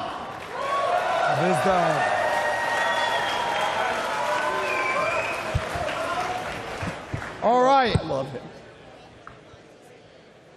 So we have several calls, and then we have some very important in progress. So let's start out with some calls that have been made in New England. We start here. Yes. So we are taking a look, and we can see that for the states that were called by... Can you guys hear Amy or no? You can't. Ernie, grab the mic and put it a little closer to you. Can you guys hear me okay? Yeah. You got to hold it up and bring it to... Yeah, there you go. Go for it. Talking to your shoulder. Okay. All right. As long as everyone can hear me. So we have several states that have been called. We have, when it comes to Donald Trump, states that we're calling over there. We have the state of Tennessee, which has been called for Donald Trump. Yes. We can see here that Trump has taken 69.4% of all of the votes. Nope. And then we move down and take a look at Alabama. Now, Alabama has also been called for Donald Trump. Yeah. Has it updated on our system? And then from there for Trump, we also have Mississippi for Donald Trump. Shout out Mississippi. Awesome. And then finally, guys, we have Oklahoma, which was called for Donald Trump. Now, many of these are really significant because these states were not called at the time the polls were closed. in the previous election cycle. So we're seeing a lot of momentum for Donald Trump very early in the game. So this is very exciting, everyone. I have something to read. So right now we've got Trump 105, Harris 35. As you can see, the VT News finished map. But now let's go take a look at a couple states that is very important how they're coming out together. We first go to Georgia. 36% has reported. Here we are. A long way to go in Georgia, but very promising. And the statistical analysis says that he's approaching a 79% probability of winning that. As you can see, as expected, the suburban areas strong, says the urban areas going the other way. We also go take a look at Tom, if you can do me a favor, speak into the mic. When you go up, we can't hear you. Speak into the mic. Okay. And then we go to North Carolina here.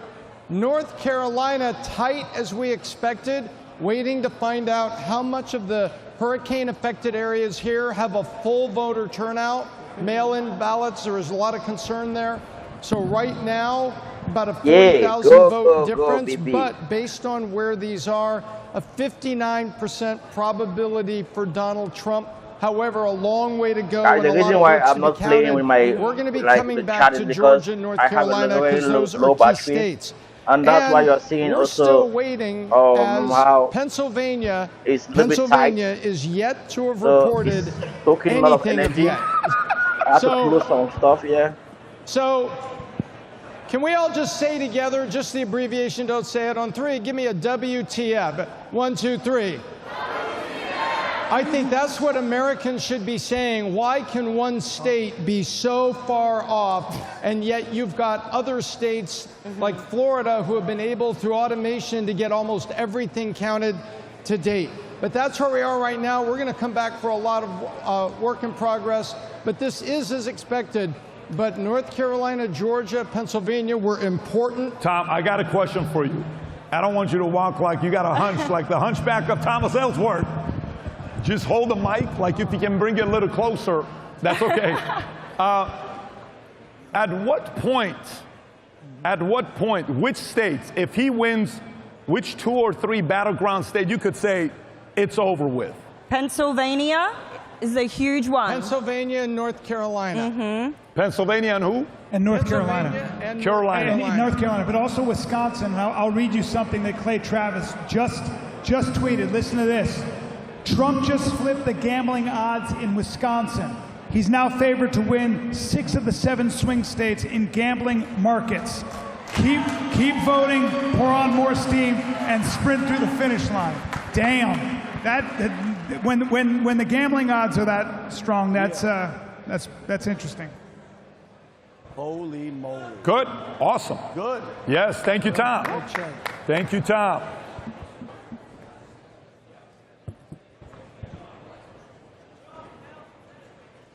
Just working? Mic So, check. we're back. We're back. Okay, good. Is this working? Tom, question for you. A lot of people, how many of you, when you're talking to your friends and family, They turn it off. a lot of the people that are your, folks you work with, or maybe they want to support Trump, they're like, look, I'm convinced there's going to be cheating. I'm convinced this is going to be stolen. How many of you have friends that believe that? Raise your hand if you believe. Okay. How effective is it when you hear these stats that Laura Trump and others have hired 5,000 lawyers to make sure everyone is being held accountable? Do you think their administration has done a good job preparing lawyers to protect anything that could happen that's illegal?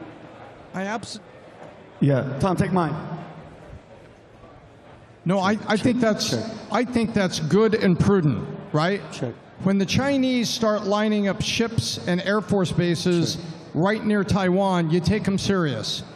What we have seen is something we need to take serious, and I think getting those lawyers ready to challenge things, we have to be ready. It's almost like to have a fair election, you have to show that you are going to act swiftly and strongly to make sure it's fair. It's almost like, in defense, that the best defense of a country is to show strength and willingness to take the Ethereum step. is also doing And well. I think having the lawyers ready tells the other side, we're watching, we want fair elections, and we're going to protect it. We talked about it earlier today. Ronna McDaniel getting out and Laura Trump taking over. Because if Ronna McDaniel was in, no lawyers, no nothing. She's in the establishment. I think him appointing, getting Laura Trump in there is absolutely fantastic. And again, I'll keep going back to X. You wouldn't be seeing any of these videos of people complaining and people saying they're closing the lines, we can't leave. People bringing camera phones and showing, I'm hitting Trump and it's hitting Kamala's name on these voting machines. So I think one of the biggest moves was getting Laura Trump in there because she means business and she's not playing games, and that's what I like. You know, that story that nobody's talking about, something that's really interesting is I think what's going to happen is if you look at how the mainstream media is behaving, they are very, very worried. When money starts talking, because people, so let me give you an example, let me give you a stat. Washington Post over the past 4 years has lost half its readership. They lost $70 million last year. Jeff Bezos owns the Washington Post. He bought it for his daughter. That's why he's saying, hey guys, nobody is reading your articles because nobody trusts you. And the New York Times, you know why the New York Times, the great New York Times, you know why they make money? They're crossword puzzles. Nobody is reading their stories either. Maybe a couple pockets on the coasts. And so now what you're going to see is if these magazines, if these newspapers, if this media wants to stay in business, they got to start telling the truth. So to me, that's the silver lining, and nobody's talking about that story. But money starts talking, man, and the more you lie, the more the rest of us go, I'm not reading that. I don't read the New York Times. I used to read it cover to cover. I haven't read it in 10 years because I don't trust it. I don't believe it because they're lying. Let's see dominance. And so what you are going to see, like with the Washington Post, is people like Jeff Bezos going, hey, you guys, you suck. Get with it, write the truth, or we're going to die. And that's what's happening. Yeah. So I like that. That's what the free market says. That's a very good point, Rob. Do you have the clip of what happened at Maricopa County today where the guy came out with some bad news for Kamala Harris saying, wait a minute, you guys cannot be doing this, and publicly talked about in the video? Did you guys see this in Maricopa County or no? What happened earlier today? If you haven't seen this, you got to see this clip because this is not a good look with people being held accountable. Rob, I put a thumbs up in the video that's in the text if you want to find it. Brandon, I think you have it as well because you texted to us. Rob, I'll just text it to you directly. And by the way, there's a guy who has been on our podcast a few times. Again, guys, remember, he used to be hated 100% of the time. Then he went to 80%, then 70%, then 60%. Some people like him right now. And this guy's got a weird last name. His name is Chris Cuomo, okay? He may join us in a few minutes. Let's see what he has to say. Hang tight. While we're getting him ready, I want you to watch this video. Go ahead, Rob. This is Maricopa County. Let me say it to you before he says it. Maricopa County officials just announced bad news for Kamala Harris and the Democrats yesterday. Go ahead, Rob. Show this clip. Of those approximately 1.4 million ballot packets, we have sent approximately 27,000 to curing so far. Now, what curing is that's the process by which we attempt to contact the voter if we cannot match the signature. We have cured about 15,000 so far out of that 27,000. We have until 5 calendar days after Election Day in order to cure as many of those as we can. Of those approximately 1.4 million ballot packets, we have sent approximately 27,000 to curing so far. Now, what curing is that's the process by which we attempt to contact the voter if we cannot match the signature. We have cured about 15,000 so far out of that 27,000. We have until 5 calendar days after Election Day in order to cure as many of those as we can. By the way, Tom, to the person that doesn't know what this means, what did he just say? We've cured. What does that mean to the average person? Well, to say he's curing means something is sick. And what was sick is they received a bunch of mail-in ballots. There were some signatures that they could not identify or that were improperly filled out. So they actually, in Arizona, make phone calls over a 5-day period to try to reach the voter. Did you vote? here and drop this off. I'm trying to get your name and your signature to line up, and the ballot was not correctly signed. If they can contact it, then they say that that sick ballot is cured and it goes in the stack to be counted. So is this bad news for them when something like this happened in Maricopa County that said we probably need 10 to 12 days to count everything? I think Maricopa had those lawsuits with Kerry Lake last time, and so they're doing the right thing and being transparent, saying we have a problem. Well, that's great to see that. When you see that, all we want, if you ask the average person what they're looking for, the average person just wants a fair election. If we have a fair election, there's not a lot to be worried about. Just tell me, please. Were you going to say something? Can I see an image of that guy one more time, please? I don't know who he is. I don't know what he represents. It was hard to hear, but I'm questioning his decision-making ability. Just shave it off, bro. I know. That hair, his hair looks like I caught on fire. I don't know if you're left. I don't know if you're right. I know that. What I do know, Ryan Callen, is the one thing I hear of Maricopa County. I got better hair than that guy does. Prince from Britain. Yeah, Isn't that guy's hair like that? Henry's cousin. Is that hair? See what you're trying to. We have a lot of beautiful bald people here. Rob Gargiu. I see Siamak over here. See a guy just embrace it. Jason Statham. I don't know what he's saying. What I do know is Maricopa County. Is that the same county in Arizona where there was the Sheriff Joe Arpaio? This county seems to be a lot of nonsensical things going on. Callen, have you been following this for a while? Probably, yeah. Probably. But it's a very important county. So they say as Maricopa County goes, so goes the state. So it's a very important county. There's another guy in Arizona. I don't know if he's joining us. I don't want to, but there's a guy who maybe could take care of a few things. Which guy from Arizona? By the way, do we have pictures up there? If they're here or not? Okay. Do we have a couple of our friends ready to come up, Rob? Yeah. Can we get Ricardo Aguilar to work his way up to the stage here, all the way from Bakersfield? Ricky, if you can work your way up as well as. What happened? Ricky's coming up. Ricky, work your way up to the stage. Still awake? And if we can have Jorge Masvidal. Jorge, if you're here. One of the greats. One of the great fighters. Jorge. Jorge Masvidal, Adam, baby. if you can give him the mic, and Tom, if you can give him the mic, let's have Ricky make some noise for Jorge Masvidal. Ricky Aguilar. Jorge Masvidal, give it up. Give it up. That's a rare human being right there. Look at that. Wherever you want. You sit where you want, bro. What is this? Look at that. How you doing, man? Look at that. I'm producing estrogen. I'm producing estrogen as I stare at him. So, Ricky, I'll come to you first. Who recognizes Ricky from the podcast back in the days? Anybody recognize Ricky? My man. So, Ricky, I'll come to you first, and then Jorge, I'll come to you. Ricky, you're in California, okay? And is my mic on or just went out? Let's see. What are we doing? Let me just hold on to this. Okay. So can you guys hear me or no? Is this better than the other one? Okay. All right. We'll stick to this. Ricky, you live in Bakersfield, California. California, yes, sir. California. Bakersfield, California. Yeah.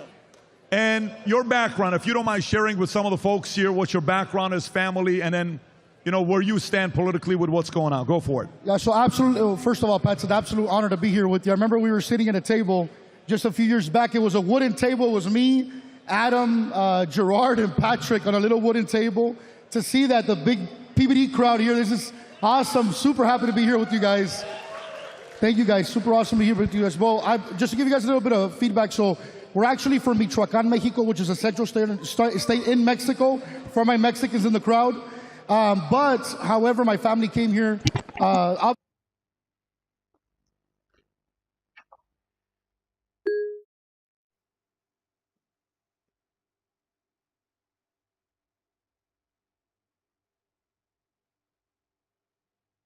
They came illegally, they eventually became residents, even though that's what a lot of people.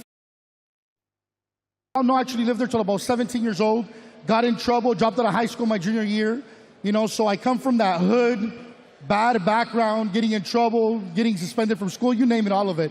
But then, a few years later, got in because of my brother, which I gave my brother a shout out, Alejandro, and the Dotoros and the Gaitans. I met Patrick, been working with Patrick for the past 8 years now, and he started giving me these ideas of, hey, so what do you think about the elections, and what do you think about this, and what do you think about that? I actually started in 2008, Pat, during the Obama election.